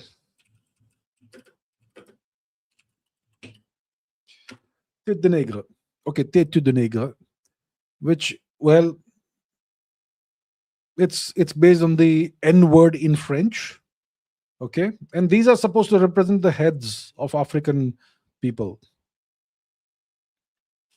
And when I was a kid in Europe, it was still called tête de nègre. Today it's called something else. I think they've changed the name to make it less offensive and to kind of hide their guilt. But yeah. So Leopold II was an utter brute, a barbarian, a genocidal maniac. But nobody talks about him. Hitler, very bad. I'm not saying Hitler isn't bad. Hitler was a monster. Sure. But Hitler is said to have killed 6 million people. 6 million. This guy, Leopold II, killed at least 10 million. But nobody regards Leopold as a monster. When we talk about the evilest people of the 20th century or the past few hundred years, we talk about Hitler. We talk about Stalin. Maybe Mao. No one talks about Leopold. Why is that? Because Leopold killed non-white people. White people weren't affected, so it doesn't matter. Non-white people aren't equal to white people. They used to have human zoos in Belgium. Have you heard of the human zoos in Belgium? Let me show you. Human zoo, Belgium. Belgium has this horrific history, okay? No one talks about today. They used to put children and people in human zoos, and the white people would stand outside and watch. I mean, look at this little child. Is being displayed in a human zoo. Absolute monstrosity, what the Belgians did. Absolutely monstrous people. Okay? And these human zoos, they went on until, I don't know, 1958, was it? How long did this go on? 19th and 20th centuries. You even had this in the US, of course. That's fantastic. The US also has its own wonderful history, but we're discussing Belgium here. The US is a fantastic nation, by the way. They lecture us about freedom and human rights and democracy. So this is what Belgium did. So the thing is that they did not. Their victims weren't white. Their victims were blacks. Blacks don't matter. There used to be this, this cartoon comic book series Tintin. The creator was Hergé, who was French Belgian. So Tintin in Congo. Tintin in Congo. So this is a pretty racist and pretty nasty thing, actually. I mean, growing up, I was a big fan of Tintin. So most of the Tintin stories are still great, actually. But Tintin in Congo, there's a lot of racism in this. I'll not bother you with the details. You can look it up yourself. What kind of racism exists in there? It was pretty normal for those days. I think Tintin in Congo must have come out in the 1930s. It was pretty normal to be racist against black people at the time. So that's what happened. Because the people weren't white, Hitler killed people who were mostly white. Even the Jewish people at that time, I suppose, in Europe were considered to be white people. So Hitler evil. Stalin killed his own people. Today the Europeans regard the Russians as non-white, I suppose, Asians or whatever, Asiatics. But back in the day, they were, I suppose, considered white. And Stalin killed white people. That's why he's slightly bad. He's considered to be somewhat bad. Not as evil as Hitler, but still evil. And Mao, no one cares. He killed Chinese. Who cares? Chinese are not white, so it doesn't matter. So the thing is, if white people die, then whoever did that is super evil. If brown people or Chinese or Eastern Asian people die, then it's a lesser category of evil. And if black people are victimized, no one cares at all, especially in the West. So that's why no one cares. And nobody bothers to, paint Leopold II in the same light as Hitler. He just killed blacks. Who cares? Now, why do Belgians say the atrocities in the Belgian Congo were Leopold II's fault and Belgium wasn't responsible for them? Because it's convenient. Just blame the guy. I mean, all the Belgian officers and officials and civilian administrators and all who oversaw the bureaucratic execution of these massacres and this genocide, they don't matter, right? They were all just following orders. Didn't the Nazis say that we were just following orders of Hitler? Right? So it's convenient, and because there's been no pressure on Belgium, right? See, Belgium did this until the 1908, in 1920s, 1930s even.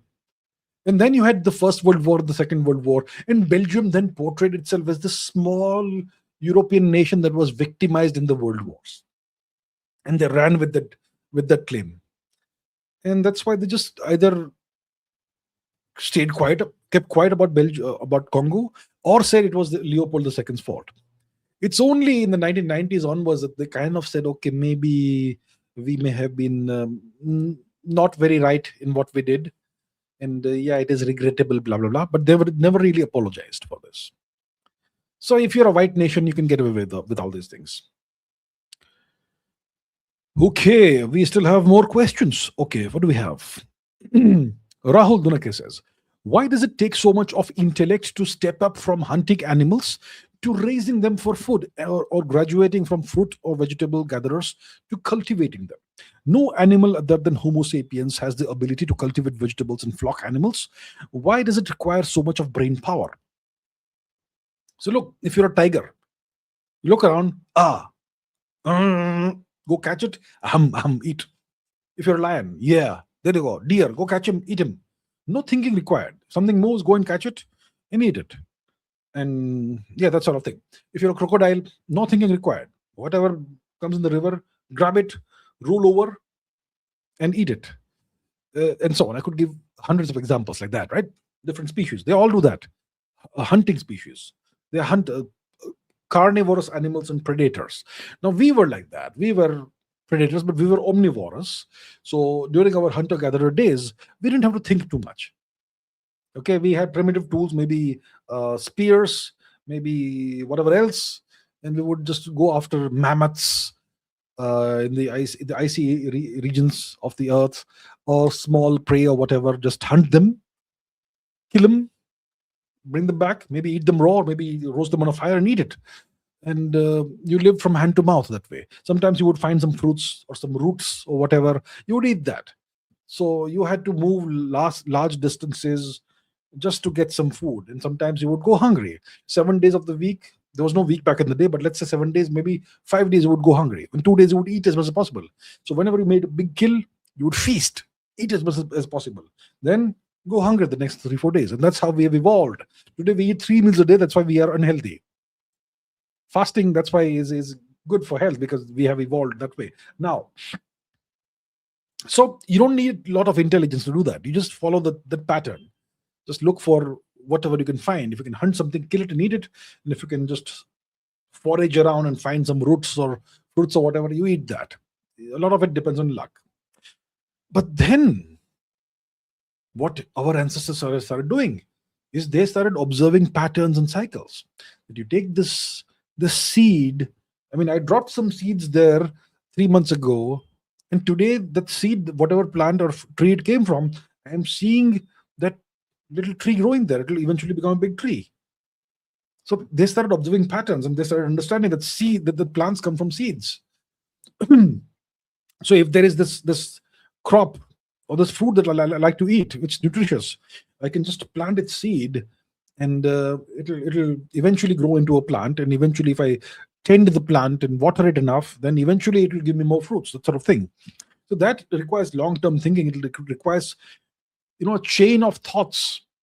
It requires the ability to plan and foresee things, and that requires more brain power than what a cat would have, I suppose, right? So that's cultivation. Now, when it comes to cultivating different kinds of crops, once again, you have to understand each crop is different. Each crop requires different kind of climatic conditions, different kind of watering patterns, different seasons they grow in, different kinds of soils, all that stuff. That's pretty complex stuff. right? So that's why you need more brain power, more brain power.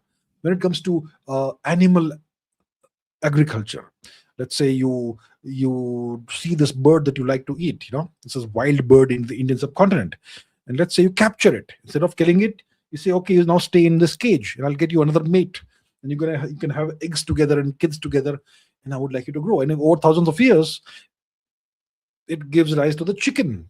The chicken comes from the Indian subcontinent. Our ancestors domesticated the chicken, right? So for that, you to understand the life cycle of the bird and what the bird needs, what is bad for the bird, and so many more things. So that's why it takes so much intellect, because it's not hunting is just, it's very primitive. But raising animals, and raising crops, and so on, it requires so much brain power. So that's why, because of all these activities and actions and stuff, we became larger brained over time. Also because we are bipedal and we can see so much further than other animals. That's why we gather more information. So these are the things which made Homo sapiens what Homo sapiens is today. All right. Amisha says, why were the Japanese extremely cruel to the inhabitants of the countries they invaded? If their plan was to have satellite states, why kill millions of civilians? Something that would obviously cause fierce resistance against the Japanese occupation. So it all begins with the Japanese, what they call the Meiji Restoration, which was the destruction of the dharmic roots of Japan. So Japan was a dharmic nation for almost 1500 years. The samurai were practitioners of dharma. Today they are categorized as Buddhists, but many of the gods they worshipped were Hindu gods, right? And their way of life was called Bushido. That was the samurai way of life. That is, well, you could consider it to be something of a Japanese version of the Kshatriya or Rajput way of life, that sort of thing. It was all about honor. It was all about duty. It was all about, being honorable and all that. The way a warrior should live and the way a warrior should die, that sort of thing. And the Meiji Restoration was all about destroying the samurai system, eradicating that, destroying, attempting to destroy, to eradicate Buddhism, Hinduism from Japanese culture. When that failed, they portrayed it as a foreign religion and so on. And the Meiji Restoration was about making Japan a clone of the Western nations, which are these immoral, barbaric, brutal nations that destroy and genocide entire civilizations. The Japanese said that, we should become like that. Otherwise, they will do that to us. So better us do to everybody else. So that's what was done. And then the Japanese military, it kind of perverted Bushido, the samurai way of life. Obviously, the samurai were destroyed, but their way of life was kind of perverted and twisted. So in Bushido, in the samurai way of life, you don't surrender. Surrender is shameful. So if you are captured alive, first of all, you should not be captured alive in a battle. But if you somehow get captured alive, you have the right to perform seppuku, harakiri, which means you end your life in this ritualistic manner. And by doing that, you restore, you regain your honor by, killing yourself. So in samurai culture, surrender was seen as the most shameful thing. You don't surrender. You die a good death in battle. Or if you're captured, your enemy who has captured you will give you the opportunity to commit seppuku and regain your honor. That was the samurai code. Even among enemies, there was honor. So surrendering was seen as shameful. So the Japanese military, after destroying the samurai way of life and the samurai, they perverted and twisted Bushido, saying that anybody who surrenders is shameful and doesn't deserve to live. And they applied that even to civilians. Now, how do you expect civilians to not surrender? Civilians aren't warriors, right? The samurais had Bushido, but only for the samurais. They never ever, just like in India, when the warriors fought, when two armies fought, they never touched the civilians, right? Even in Japan, you had the same thing. The samurai did not ever, when they fought a war, they did not go and harm civilians. But the Japanese army, after the Meiji Restoration, extended Bushido, that perverted, twisted Bushido, to say that anyone who surrenders is worthless, is dishonorable, and you can do whatever you want with them. The Japanese army's discipline was brutal, routine beatings and humiliation and all. So extending that to civilians they had subjugated was just natural and normal for them. So they were no longer dharmic. They had moved away from the original Bushido. They regarded any surrender as shameful and the people who surrendered as worthless. And they were they were technologically very powerful, which means that they were able to conquer many nations going westwards um, during the Second World War. Their plan was not to have satellite states. Their plan was to have subjugated territories. And whichever nations resisted fiercely, the Japanese got more frustrated. And eventually, when they won, they made no difference between civilians and soldiers, and they just did all kinds of nasty brutalities. So it was not like they wanted to have satellite states. It's what they wanted to have subjugated states. And the more brutal you are, the more you can subjugate. Brutality will not cause fierce resistance, it will break the resistance. That was the logic of the Japanese, and so on. So the root cause is Japan moving away from dharma, moving away from their own culture, their own moral and ethical values, and adopting the morality and ethics of the Western nations. That is the root cause of all the Japanese brutality that we saw in the after during the Second World War. Rahul Dunake says, why is the American continent called the New World when we know that it was inhabited by Red Indians since millennia? Isn't it a bit derogatory or belittling of the Red Indians? What does Indian in the word Red Indians indicate? Well, today you don't call them Red Indians. It is not a very polite thing to say. You call them Native Americans or Indigenous Americans. But a lot of people still call them Red Indians or Indians. Why are they called Indians, first of all? Or Red Indians? Well, see, first of all, if you look at the native people of the Great Plains region and so on in North America, they have this ruddy appearance, reddish skin tone. That's why they were called Red Indians. But why were they called Indians? It's because of Columbus. Columbus had promised to his patrons, the King and Queen of Spain, that he was going to discover India by going westwards. And when he ran into the Bahamas, he imagined he had discovered India. So he went back and said, I discovered India, and these people are Indians. And then eventually the Spaniards and everybody else realized this is not India, this is a new place, new continent, and so on. But that term, the Indians, continued. When Diego Armando Maradona played in Napoli, Italy, when he was still new and unknown, people used to taunt him, Indian, because he had this, native appearance. Diego Maradona. It's only when he became a superstar that people stopped calling him Indian. I'm talking about the 1980s here. I think he was taunted as Indian even in Argentina. Diego Maradona. So they are still called Indians because Columbus initially believed that Columbus insisted until he died that it was India that he had discovered, by the way. And that term Indians just stuck. Today, even the locals call themselves in Spanish Indios, Indians, across the Americas. Now, why is this continent called the New World, even though it was inhabited by natives for millennia?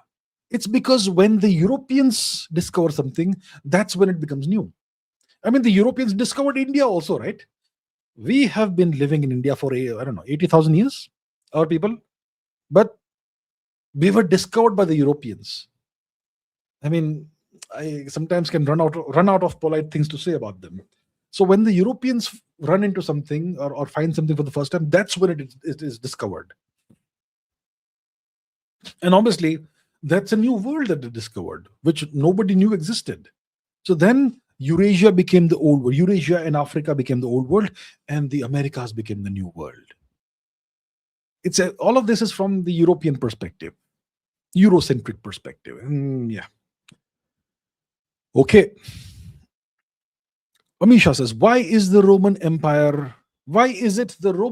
and not the Italian Empire? You see, okay, that's an interesting question. So, in the Mediterranean region, let's go to the map. What's the Mediterranean region? The Mediterranean world.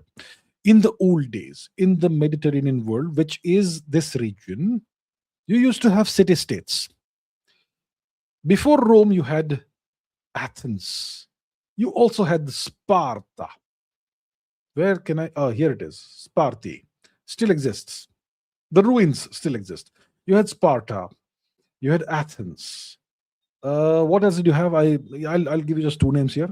In Greece, and obviously you eventually had around 700 BC or something around that time, Rome. So those days you did not have nations or kingdoms or whatever in this region. You had city states. Athens and Sparta are the two famous ones from Greece. And west of Greece, across the Adriatic Sea, across the Ionian Sea, you have this peninsula that looks like a boat. So then you had the emergence of Rome around 700 BC, around that time. So Rome became a city state, and the people, it initially was just a small territory. The city, the nascent city, and the small territory around it, and that was called Rome. And eventually it expanded, and the regions that were subsumed into it, they became also part of the city state's territory. That is the territory of Rome. So at that time, there was no nation of Italy. There was the peninsula called the Italic Peninsula, or it was called Italia. It was the name of the peninsula. It was not the name of the kingdom or the territory or the empire or whatever. So the empire, eventually it became an empire. It was called the empire, based out of, centered around the city-state of Rome. So it was the Roman Empire, not the Italian Empire. Eventually what happens is that, so during the imperial period of era of Rome, it was always called the Roman Empire, never Italian Empire. The Italian Empire was just a geographical term. It was not a cultural or national or whatever term. It was a geographical term. Eventually, and after the demise of the Roman Empire, the Western Roman Empire, you had all these little principalities and kingdoms and so on in the region which is now called Italy, and you never had an Italian Empire. It's only in the 19th century when the Kingdom of Italy was properly formed for the first time, and they conquered, let's say, Ethiopia and so on. That's when the term Italian Empire came into being. And today you have the nation state of Italy. So that's why it was always the Roman Empire, never the Italian Empire. The Italian Empire the term was used only in the 19th and 20th centuries. Okay, what else do we have? Do we have more questions? Okay, let's take this one. Ritik says, how did the US so successfully occupy Japan militarily, even when the US had just entered into the phase of becoming a superpower? So we imagine that the US starts becoming a superpower after it defeats Japan in 1945, which is not the case. How did the US occupy Japan successfully, militarily? So understand something, my dear friends. Understand, I'm going to show you the scale of what the Americans did. The Second World War started in 1939. It ended with the twin American nuclear tests on Hiroshima and Nagasaki in 1945. 1939 to 1945. In 1939, American military production was very small. But then they ramped it up.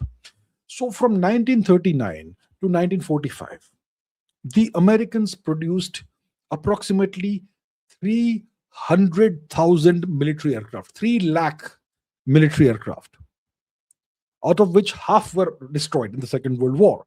How many combat aircraft, fighter planes, bombers, attack aircraft, etc.? More than 2 lakh fighter planes, combat aircraft, including bombers. Out of these, about 1 lakh fighter planes. And how many bombers? About 1 lakh bombers. Heavy, very heavy, strategic, medium, light, all that. Bombers. 3 lakh military aircraft were built by the Americans in just 6 years. It's actually in just 5 years. About 90,000 tanks they built. 90,000 tanks. Out of which about 80,000 survived the Second World War. Okay? They built about 130 aircraft carriers. How many? They built 130 almost aircraft carriers, the Americans. And more than 100 survived the war. They built between 1200 to 1400 major warships. And most of these warships survived the war. The Americans built more than 200 submarines. They lost about 50. But overall, because they already had submarines before, about 200 submarines survived the war. So imagine the scale of what the American military was capable of. It was already a superpower. It was a superpower long before the war ended. Okay? That is what the Americans did. That's what makes you a superpower. Obviously, you're going to conquer the world with that kind of military might. That's what it takes to be a superpower, Vishwaguru, all that nonsense that Indians love to boast about. You don't become Vishwaguru and superpower through slogans. You have to put in the hard work. The Americans did that, didn't they? Okay, let's take a couple more questions. Amisha says, what if India had chosen to become an autocracy like China instead of becoming a democracy? Well, India would have been a Vishwaguru and superpower if India had chosen to be an autocracy like China. So who would have been the autocrat of India? It would have been Subhash Chandra Bose. Subhash Chandra Bose. The question people will ask, that what kind of dictator would he have been? Would he have been capable of administering a great large nation like India? Subhash Chandra Bose, I think he came first in the Indian Civil Services exam, which is the predecessor of today's IAS. So obviously he was eminently capable of administering a nation like India. He was eminently capable of commanding an armed force, a massive armed force, right? So if he had successfully defeated the British, and then he would have become most likely the dictator of India for about, I don't know, 20 years, 30 years, whatever it was. He would have been great at that. And then none of this nonsense would have happened in India. This colonization, this refusal to decolonize India, this all this reservations based on caste, all this political nonsense. None of this would have happened in India. India would have industrialized massively. India would have been way ahead of China today if Subhash Chandra Bose had succeeded and India had become an autocracy. India would have none of the problems India has today. Maybe India, and some people will say that what about India would not have been partitioned then? Would we not have communal riots and all that? You think Subhash Chandra Bose would have tolerated communal riots? There would have been no issue of Pakistan or whatever. He would have crushed any nonsense with an iron fist. Right? So if India had not chosen, but if India had become an autocracy in the 1940s, India would be a totally different beast today. India perhaps maybe would possibly have been a Vishwaguru and superpower. But here we are today, this mediocre little nation. That's where we are. Okay. Amisha says, why was Christianity more successful than Roman paganism in the Roman Empire? Christianity simply outcompeted Roman paganism. Christianity had characteristics that no pagan religion or polytheistic religion has. Christianity was organized. Christianity was organized in a military fashion, top-down command and control structure. Christianity was a missionary religion, aggressively missionary religion, and Christianity was an exclusivist religion. And it was a political religion. It captured the power of the state eventually, right? So Christianity, it had a single universal God. My God is the only God. It had its own doctrine. It had that sort of thing. And it had this very clear idea of what the personal salvation is and so on.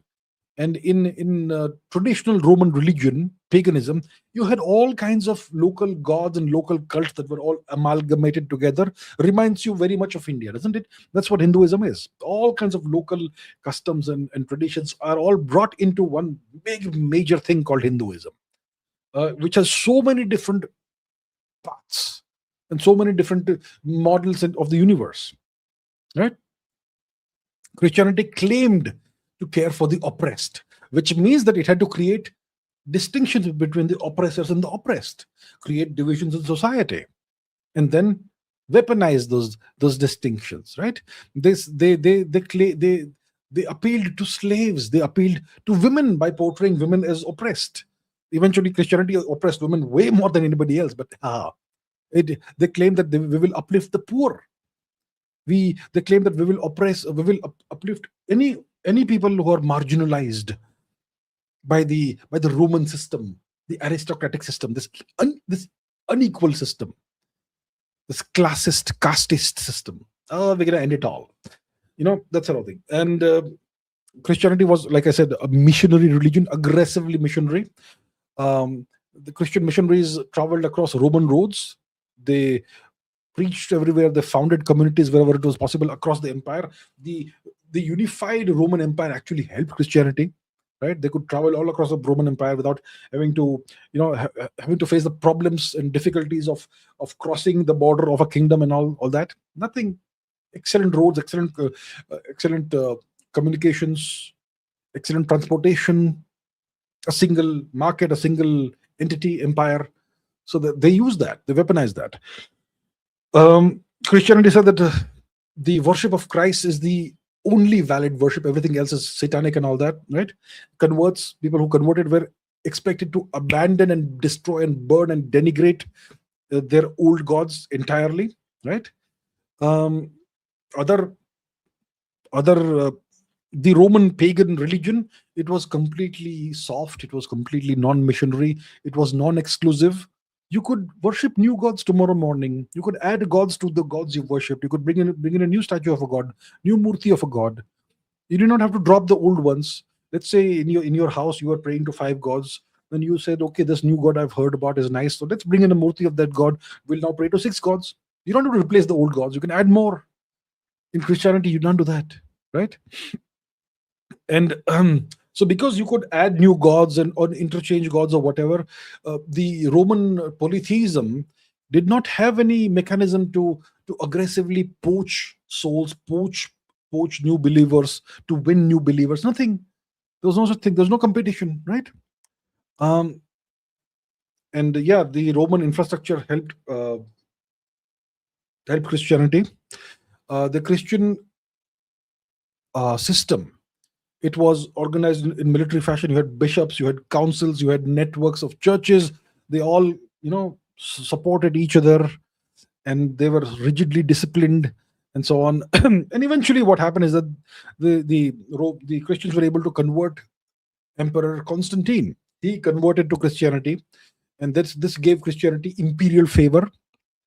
And he started then eventually the Roman Empire started persecuting the pagans, the polytheists, and all these Christian churchmen, bishops and whatnot. They started becoming politically powerful. Then all the money of the empire was poured into building churches, giving more privileges to the clergy, and so on. Eventually, you had the Council of Nicaea. The Nicene Christianity became the official religion, and everybody else was persecuted. There was no more official funding for polytheistic practices. Polytheistic practices were forbidden. Temples were closed. Temples were destroyed. The statues of old deities were defaced and mutilated. Even some practices were even criminalized, and all that. So that's how Christianity destroyed Roman polytheism. Cautionary tale. Yeah. Okay. So that brings me to the end of today's the questions I have selected. Now let's see. I have 25 super chats waiting for me. I can see that. Okay. By request to all of you, please stop taking any more super chats. Otherwise, this will go on for a very long time. I will now go through the super chats that we have. Vinit says, was Uday Hussein once a peaceful, non-violent Gandhian man before power, influenced by Saddam, or is that rumor? Also, why was he named Uday? Was he a peaceful, non-violent Gandhian? Well, I'm not aware of any peaceful, non-violent Gandhian phase of Uday Hussein's life. Influenced by Saddam, because Saddam was a peaceful, non-violent Gandhian, was he? Well, I'm not aware of that. Why was he named Uday? I don't know.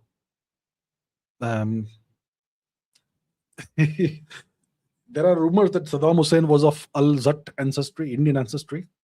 Possibly. I'm not sure if it's true. So if there is some Indian connection, some Indian ancestry, then maybe that's why he may have given his son an Indian name. It's all speculation. I don't know. There have been claims that Saddam Hussein had Indian ancestry, Al-Zat ancestry, Jat ancestry. It does look like a Jat guy, doesn't he? But we don't know for sure. We don't know for sure. Ayush Gupta says, what all could be potentially wrong steps by the US so that they would start losing their power piece by piece in military and economically? Potentially wrong steps by the US. Alienate all your allies, alienate all the people who used to be close to you, bully everybody. All that is fine as long as your military is powerful and you can enforce your will through military measures. As long as you can do that, it's fine. But if they fall behind in the technological race with China, that could be an issue. If China can become superior to the US in space, for example, that could become an issue, because then you can project power above the Earth's surface from Earth's orbit. That could be an issue. But China is nowhere near threatening the US hegemony in space. And India is not even near China's position. So potentially wrong steps is being complacent in technology. Allowing China to win the AI race is a potentially wrong step. Another potentially wrong step is, alienating all your allies and creating, forcing them into coalitions against you. This sort of thing could eventually, down the road, cause the US to start losing power. Not anytime soon. Sid Dave says, I am a fan, but all evidence I have seen of Aryan migration seems to be that it's true. Why should Hindus reject it? Indo-European culture synthesized with Indus Valley culture gave birth to Hinduism. Well, that's your perspective. I have done entire live streams in which I have explained why it is wrong. I have even written an article. So I can give you evidence. At the end of the day, it's up to you whether you want to believe or not. I'm not forcing anybody to believe what I believe. Okay, or to even agree with the evidence I've shown. Okay, Aryan invasion meets Chavda. For example, India Facts. This is the article, right? This is the article from 2017. So it's an article that's 9 years old now. This is 2026. But the evidence I've put out over here, it still holds. And all the new genetic evidence doesn't make any difference, because genetics doesn't decide culture or language. And the core claims, there are two core claims of the Aryan invasion theory. The first claim is that Hinduism came from outside of India. And second claim is that Sanskrit came out of India. I don't care about genetics. The whole human population has mixed genetics. I don't care about that. So can anybody prove that Hinduism originated outside of India? That is evidence of Aryan invasion or migration. You're saying migration here, right? Not invasion. So at least you agree it was not an invasion. The claim, the core central claim hidden in all this mess, is not of genetic influx into India. The core claim is twofold: that Hinduism is foreign to India and Sanskrit is foreign to India. These are the two claims. I don't care about the genetic influx into India after 2000 BC or whatever. That is okay. That's fine. What's the evidence it brought Hinduism and Sanskrit into India? Anyway, look, I am not here to try and convince you or whatever. You can check out that article. You can check out the Ask Abhijit episodes I've done on the Aryan invasion myth. But if you have decided you believe in so and so thing, good luck, sir. I'm perfectly happy with you believing whatever you want to believe. Entirely fine. All I would say is try and think critically. Maybe some things have convinced you. And if it's convincing enough for you, well, be happy. I wish you the best, sir. Okay, Geora TV says, nations like China possess advanced reconnaissance and imaging satellites that can effectively monitor stealth vectors like the B-2, F-35, etc. in almost real time from space. Does it make stealth assets obsolete? To some extent, it does. See, if you have a network of satellites, okay, that give you real-time imaging of all the aerial assets that a nation can deploy, then even if your radars can detect the thing, Your satellites are detecting it. And that does kind of, to some extent, make stealth less relevant. Obviously, even if your satellite can detect the stealth aircraft coming in, but your radar can't detect it, then how do you lock onto it and shoot it down? You can't. You can't. Right? So it doesn't quite make stealth obsolete. Once again, if it's in night time, okay, then maybe your satellites can't detect that at night time. Or maybe they can see in certain infrared bands or whatever. In that case they may be able to find it, but then once again they'll not be able to pinpoint it exactly and so on. So there are issues, you see. And China doesn't have anything like the kind of satellite coverage the Americans have. So it does not quite make the B-2 and F-35 and other stealth aircraft obsolete. It does give China, let's say, early warning. It does give China the understanding of where roughly the aircraft is and what it's passing through. But the satellite can't enable, the satellite cannot enable the air defense systems to lock on to the incoming aircraft, right? So they can't shoot it down, even though the satellite can see it. So it does give some advantages, but doesn't quite give the ability to shoot it down.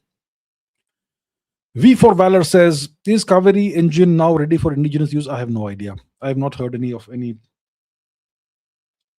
major progress. I think some version, one of the variants of the engine can be used for drones, but not for fighter planes. So I don't think it's ready for fighter planes.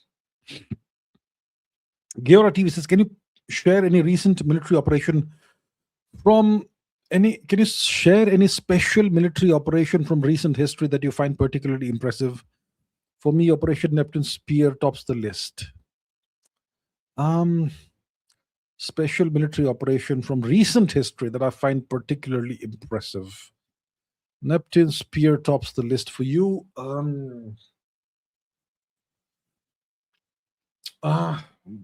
Recent history. Well, recent history, let's say the past 25 years. Okay, 21st century operations. Not sure. 21st century operations, military operations. What wars have we had in the 21st century? We had the Iraq invasion 2003. We had the Afghanistan thing, the occupation of Afghanistan for 20 years. Do we have any other wars? You have various conflicts in Africa. You have Ukraine. I can't think of any recent military operation that's particularly impressive, I'm afraid. So yeah, it looks like I'm not able to think of anything. Maybe I'm missing something. Maybe my mind is scrambled right now, but I'm not able to think of anything. Sorry. Deep Learner says, I don't understand. If Trump is aligned with the deep establishment's interests, then why did he shut down US aid? That seems counterintuitive. Well, it's not like the US had only one option. Please understand, my dear friends, shutting down one thing doesn't shut everything down. US aid was a tool of the US for interfering in the internal affairs of other countries. Do you think it's the only tool the Americans have? Have you heard of the National Endowment for Democracy? Endowment. What is this? What is the National Endowment for Democracy? It's another tool of interference in other nations' internal affairs. The Americans have tens of thousands of NGOs they can use to infiltrate and interfere in other countries' internal affairs. US aid makes no difference. Maybe there was something in US aid that went counter to the establishment's interests. The establishment has tens of thousands of other options. Okay. I see MB says, on the Avara Musaffir podcast, you talked about lack of ambition in terms of space. I spoke about that in 2021 on Ranveer's podcast also. So it's not like this is something new that I've come up with. I've been saying this for years. So what do India and ISRO need to do differently in that domain? I don't blame ISRO at all for this. ISRO simply takes orders and does what it is ordered to do. ISRO can't decide, I want to take up these 5 new projects that are very ambitious. ISRO doesn't have the authority to decide anything. ISRO is a bunch of engineers who get orders from up top and they execute the orders with tiny budgets. That's what ISRO does. ISRO doesn't lack ambition. The political leadership of India lacks ambition. What needs to happen? More funding and more ambitious projects. We need, concrete stuff. What is the GSLV's LEO payload mass? LMV3 it's called now, whatever it's called, LMV3. What is LMV3? Okay, launch vehicle. What are the characteristics? Heavy lift, a 4,200 kilogram payload to geosynchronous or transfer orbit. Okay. What about the Falcon? Falcon 5, is it? Falcon 5. Falcon SpaceX. Falcon 9. Okay, Falcon 9. What is its payload capacity? 1 second. Falcon 9 payload capacity. Okay, I'll have to go into the Wikipedia thing. Quickly. Mass, launch history, blah, blah, etc. Payload to geo transfer. Okay, 8,300. For the LMV3, it's 4,000 something, right? So there's like almost double of that. So we need more powerful rockets. India needs more powerful rockets. India needs more satellites. India needs more space launches. We need to augment our capabilities. We need to be able to send the Chandrayaan mission, whichever it is next, to the moon in like 5 days, instead of taking 3 to 4 months to reach there. Right? Because the rockets aren't powerful enough. So much I can list out. But looks like the political leadership doesn't have the ambition at all for space. ISRO, chalta hai, challe do. We'll launch 5 things a year, 2 will fail now. Terrible. ISRO can be the best space organization in the world. We have the talent, we have the potential, we have the brains, we have everything. We lack the ambition. Godliness says China and the US are both going for 6th generation fighters. Japan and the UK are building their own stealth AI-friendly drones, but we are still stuck with 114 Rafales with no money left for AMC or Tejas MK Mark II. Beggars can't be choosers. Yeah. Ideally, we should be developing our own aircraft. We should have been doing that long ago. Right now, we are where we are. We have this shortfall of fighter planes. We are way below the number of fighter planes we need to have. We are almost on par with Pakistan. Can you imagine that? A nation like India with almost $4.5 trillion GDP, we are almost on par with Pakistan in terms of fighter planes. What a shameful situation that is that. Who is to blame for this? The government of India. So now we are trying to make some kind of stopgap arrangement deal to get some Rafales, but then there'll be no money left for AMC. It's terrible. So this is mismanagement. This is terrible. We have to go all in on the AMCA, on the Tejas Mark II. I think cut down the Ladli Behna Yojana or whatever freebies schemes you're running and put the money in this, right? To hell with your votes. But no, that won't happen. Brown Leprechaun says, do you think DGT has boxed himself into a corner in Iran? No. How has he boxed himself into a corner? He has options. He has the option to not strike and not do anything at all, just pressurize. He has the option to take out potentially the Iranian top leadership. He has the option to launch a full-scale invasion. He has the option to destroy all the nuclear facilities of Iran. He has the option to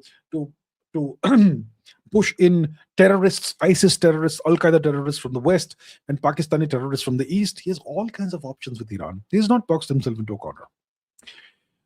Died with Prigozhin, says Om Bekerikar. Putin was FSB chief in 1999 when he took over as president of Russia from Boris Yeltsin.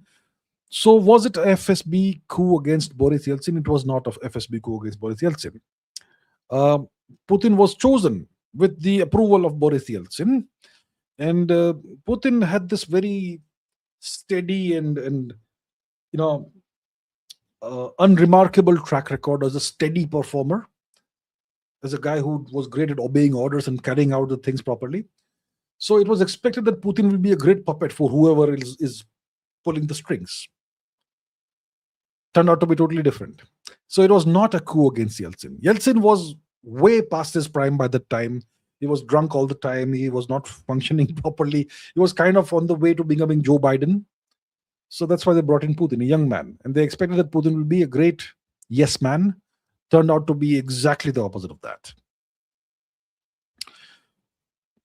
Sam the Gamer says, why couldn't Europe colonize China like India? Takes time. Takes time. And China was much further away. Right? The Europeans, when did they come to India? 1498, the Vasco da Gama. The English came to India in 1600. They were able to actually take India, control of India, when? After the second Anglo-Maratha War, the first half of the 19th century. 18th century. Sorry, 19th. Let me just see. Second Anglo-Maratha War. When did that happen? Yeah, okay, 19th century. So from 1600 to 1810, that's 210 years. The Europeans, the British, were not able to colonize India, right? Do you understand? Look at history. Look at the chronology. From 1600 to 1810, the British tried. After 210 years, they were able to colonize India. That just the process of starting to occupy India properly. That took 210 years. They didn't have that sort of time with China.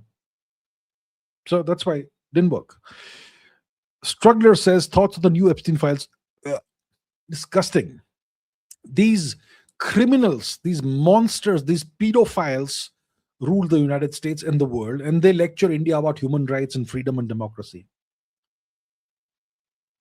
Trump has been exposed. Biden, anyway, everyone knows what he was. I mean, these people are absolute monsters. And they have been preaching human rights to the world. And I wonder how come Trump, who is the president, was not able to prevent this from coming out. His name is not redacted, it's open. Looks like he's not in control of his government. Looks like he's not really in power. Very interesting. Struggler says, Dr. Bharat Karnad says India lacks the will to power. He also describes how India should nuclear arm Japan or Vietnam to counter China. What do I think? What he has written is in that book over here. That book here is the Why India is not a superpower yet or something. That book was written 20 years ago. Why? I mean, the US won't allow India to nuclear arm Japan. Does Dr. Bharat Karnad not know that Japan is a US vassal under US occupation? Does he imagine that India will be allowed by the US to give nuclear weapons to Japan? And what does India gain by giving nuclear weapons to Japan? What? Leverage over China. I mean, so Vietnam, sure. But once again, if you give nuclear weapons to Vietnam, do you really retain control over them? The objective is to give nuclear weapons to somebody and still retain control over how they're used. You can't just give it to them and then let them do whatever they want. What if they transfer it to China for some reason? So I'm not sure about all that stuff. India definitely lacks the killer instinct. India definitely has the wrong system in place. India definitely has unambitious politicians in place. India definitely, what takes you from 1 to 10 will not take you from 10 to 100. That's where we are right now.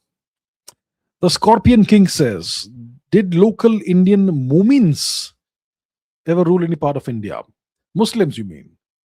Did local Indian Muslims ever rule any part of India, or did they are simply converted slaves or those who collaborated with foreign invaders? If you look at the Nizams, if you look at the Mughals, if you look at the Delhi Sultanate, if you look at all these people, if you look at the Ghoris, the Ghaznavis, the only local Indian converted Muslims who ruled India were the Ghoris. Around 1010 AD or something. So Indian civilization was whole. When was the last time our civilization was whole and undamaged? It was 1000 AD. It's been 1000 years. So the only local converted Indian Muslims who ruled any part of India were the Ghoris, who started ruling Gandhar, and then they made forays into southern parts of India. The Ghaznavids were Turks. The Delhi Sultanate were Turks. The Mughals were Turks. The Bengal Sultanate and all were, of course, all Turks or Persian origin. The Nizams were of Turkic origin. The Shah of Gujarat was, I think, Turkic origin. So, apart from the Ghoris, no real local Indian has ruled India. One brief exception is Sher Shah Suri, who was of Pashtun origin, which is of Indian origin. So he briefly ruled Delhi for like 5 years before he blew himself up, and then it essentially gave it back to the Turks. So yeah. Sam the Gamer says, "Can Vietnam be your Eastern Iran? Its role vassal. Nah, it's too early for that. Why would Vietnam want to be your vassal? Why? Nobody decides to be your vassal unless you give something very, very enticing, or you force them, right? You have to give something very enticing. If you want Vietnam to be your vassal, you have to guarantee them protection from China, plus economic incentives and whatnot. So India, forget about Vietnam. You can't even make Sri Lanka your vassal right now. You can't even make East Pakistan or West Pakistan your vassal. We're talking about Vietnam. Step by step, right? Let's first take the babyest steps of them all. We can't even make Nepal our vassal. We're talking about Vietnam. Come on. Shri Ram Info Beastek says, why India did not select source code deal for Rafale? It was not on the table. We must have asked for it. See, first of all, the Rafale deal has not been signed yet. It's not signed. I don't know what your goddamned Indian media is reporting and what your bloody YouTubers are reporting. No deal has been signed thus far. Nothing has been finalized. The Sukhoi deal is still on the table. So let's wait. There are all kinds of reports that the French are saying no to the source code deal or what source code or whatever. Let's wait and watch. India should demand access to the source code. We already operate the Rafale, which means it makes sense to get more Rafales, but we should say if we are buying 114, we also want the source code. We want everything. Push for it. See how far you can push. Let's see. So it's not yet signed. Giora TV says, how would present day Bharat look if the Mauryan Empire, guided by Ashoka's mindset, had not fallen and had thwarted the Mughal and British invasion? Look, how long does an empire typically last? Historically, globally speaking, about 200 to 250 years, 300 years. Some empires last longer. The Chola Empire, the Chola dynasty lasted more than 1,000 years, more than 1,500 years actually. The Eastern Roman Empire lasted about 1,000 plus years. Yeah. Some empires last long. The Mauryan Empire began 2300 BC, roughly. If it had lasted until the British invasion, it would have had to last 300, more than 2,000 years, I would imagine. That would be a world record. But if it had lasted and Ashoka's mindset had guided us and all that, how would Bharat look like? Bharat would look very free. Bharat would perhaps look very Buddhist, which I'm not sure is what everybody wants today, but okay, better than something else, I suppose. Yeah, India would have been free, I suppose. India would be civilizationally whole, undamaged, untainted by foreign nonsense. Definitely better. Shri Ram says, which may rally platinum, copper, titanium, palladium? I have no idea. Can't say. Simply a weeb says, did the first invasion happen because we were too kind? First invasion. Which first invasion? Invasions don't happen because you're kind. Invasions happen because you're stupid or you're weak. Right? That's why invasions happen. Well, kindness is a form of stupidity when it is applied to the wrong people. So, but I'm not sure which first invasion you're asking me about, so I can't say. You give me a specific invasion, then I can answer. Okay. Cyber Sec Alien has become a new member. Well, thank you so much and welcome to the membership of the channel. Thank you. Shriram Infobis Tech says, are British monarchy plus Vatican real deep state? I doubt it.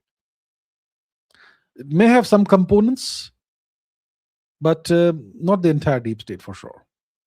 Restore Bharat says, will India allow dual citizenship? OCI isn't enough. I don't think India will allow dual citizenship. Dual citizenship is something you can allow only with vassal states. The US allows all kinds of nations to have the US allows dual citizenship for all nations, I suppose, except for Russia or whatever. Right? Can you be a dual US Russia citizen? Uh, can you be a dual US Russia citizen? Can you? It's possible. Is possible, yes. Russia is not official, but the US allows that. So the US is confident that if you have dual citizenship, you will always be um, loyal more to the US or whatever. That only happens when you are the most powerful country in the world. If you're a nation like India, which can't even vassalize its own neighbors, and you allow dual citizenship, then that will be typically used against you. So I don't think India will allow dual citizenship. It would be great for the people, but bad for the country. I know OCI isn't enough and you don't get enough benefits and all that, but these are the constraints India is under. So I feel you, but I don't think it'll happen. I'm not sure how to read that. My Cyrillic is tremendously rusty, so I'm not sure if this is the right place to ask for self-help. I'm 27 and hate myself. I'm trying to quit bad habits and improve myself. I stay disciplined for only a few days, then I fall back and feel discouraged. Need guidance.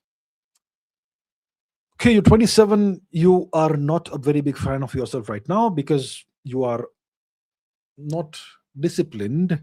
You're trying to quit bad habits. Yeah, the thing is, if you have some bad habits, let's say some kind of addiction or whatever, and you don't like it, you know it's not good for you, but it's got its claws deep inside you. It makes you feel bad about yourself, I'm pretty sure, right? You know it's a bad habit. Let's say it's alcohol or whatever. You know it's not good for you. It makes you feel terrible next morning, but you can't quit. So you're doing something that you hate the next morning. You know it's not good for your health, but you can't quit it. That's why you hate yourself. I know. So and you're able to be disciplined for a few days. I'm just giving alcohol as an example. There are all kinds of other things, that could be a bad habit. So you stay disciplined for a few days, then you fall back and feel discouraged, need guidance. I think you need professional guidance, actually, because I don't know exactly what your specifics are. Do you have family support? Do you have a good job? Do you have a good income? What your past life is like? What's your background? There's so many questions I would need the answers to before I can actually give any kind of advice to you. I would be happy to help you but I don't know you personally.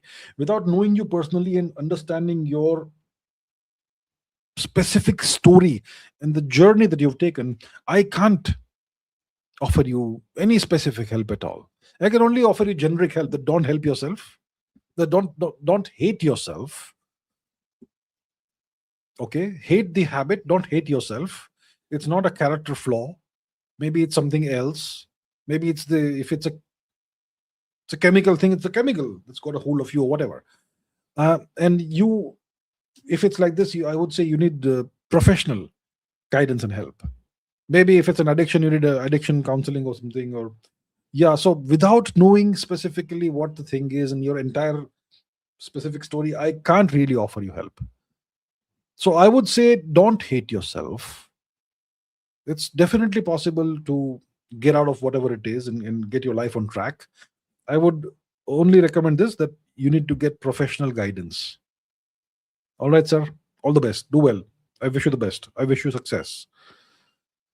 Okay. A. Rahul says, I read about a Buddhist deity, Avalokiteshvara. He or she, multiple incarnations, is popular in East Asia and it's said to be the creator of Shiva, Vishnu, Saraswati, etc. Subtle way of looking down on Hindus. I suppose yes. I mean, how can a Buddhist deity be the creator of Shiva, Vishnu, Saraswati, etc.? Buddhism came much later, right? So, yeah, you could be correct in what you're saying.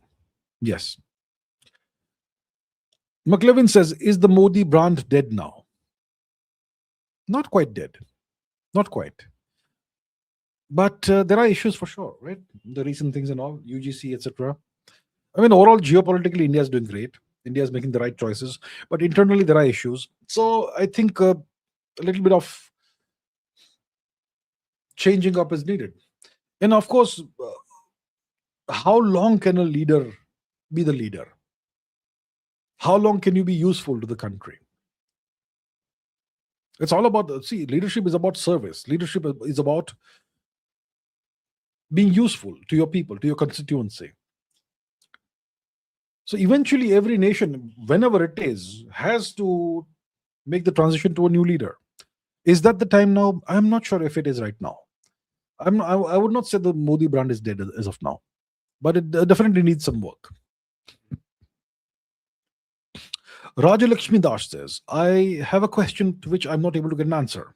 My question is, why are there no major temple ruins from the Mauryan period despite strong royal patronage of religion? The Mauryan period, the temples would all have been in northern and western India and eastern India, which is Patliputra, that region. All of these parts of India came under Turkic occupation. The Turks, they are famous for destroying temples. Is there a single great temple that's still standing in northern and western India or even eastern India? Everything has been flattened. That's your answer, sir. That's your answer.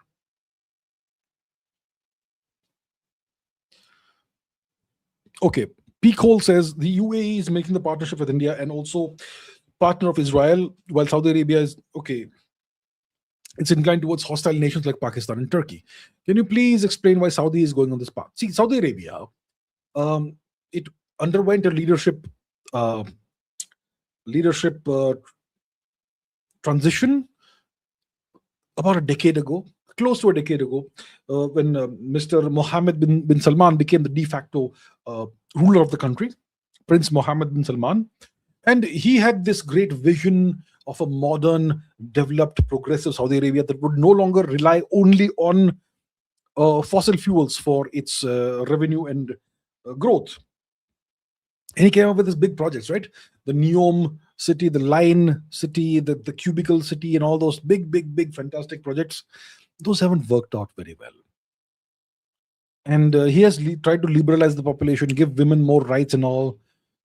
But the population maybe is not very strongly inclined towards those things. So looks like these initiatives are not going well. So what do? You default to the nation's default settings. You align with Pakistan and Turkey. Those are two fundamentalist nations. Both are terrorist nations.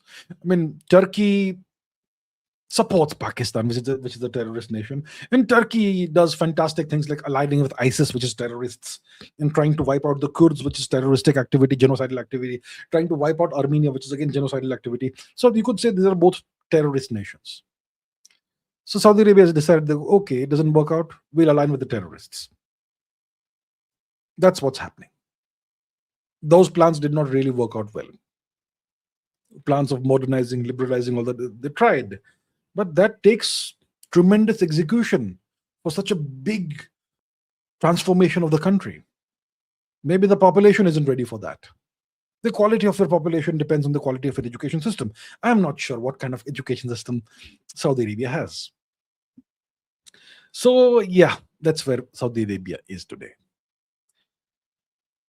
Karan says, is economic breakdown coming? Good assets to hold. I am not an economic advisor. I would not be able to tell you. I hope there is no economic breakdown coming, but there could be economic volatility coming up potentially. But this is not investment advice or anything. Okay, Sam the Gamer says, explain geopolitics from Vietnam's perspective. That would take at least 15-20 minutes. I'll tell you in brief. Vietnam wants to remain this independent nation. It wants to remain a kind of communist nation with capitalistic tendencies. It is very scared of China because China is very evil, very naughty, very hegemonic, very bullish. China claims Vietnamese territory and islands.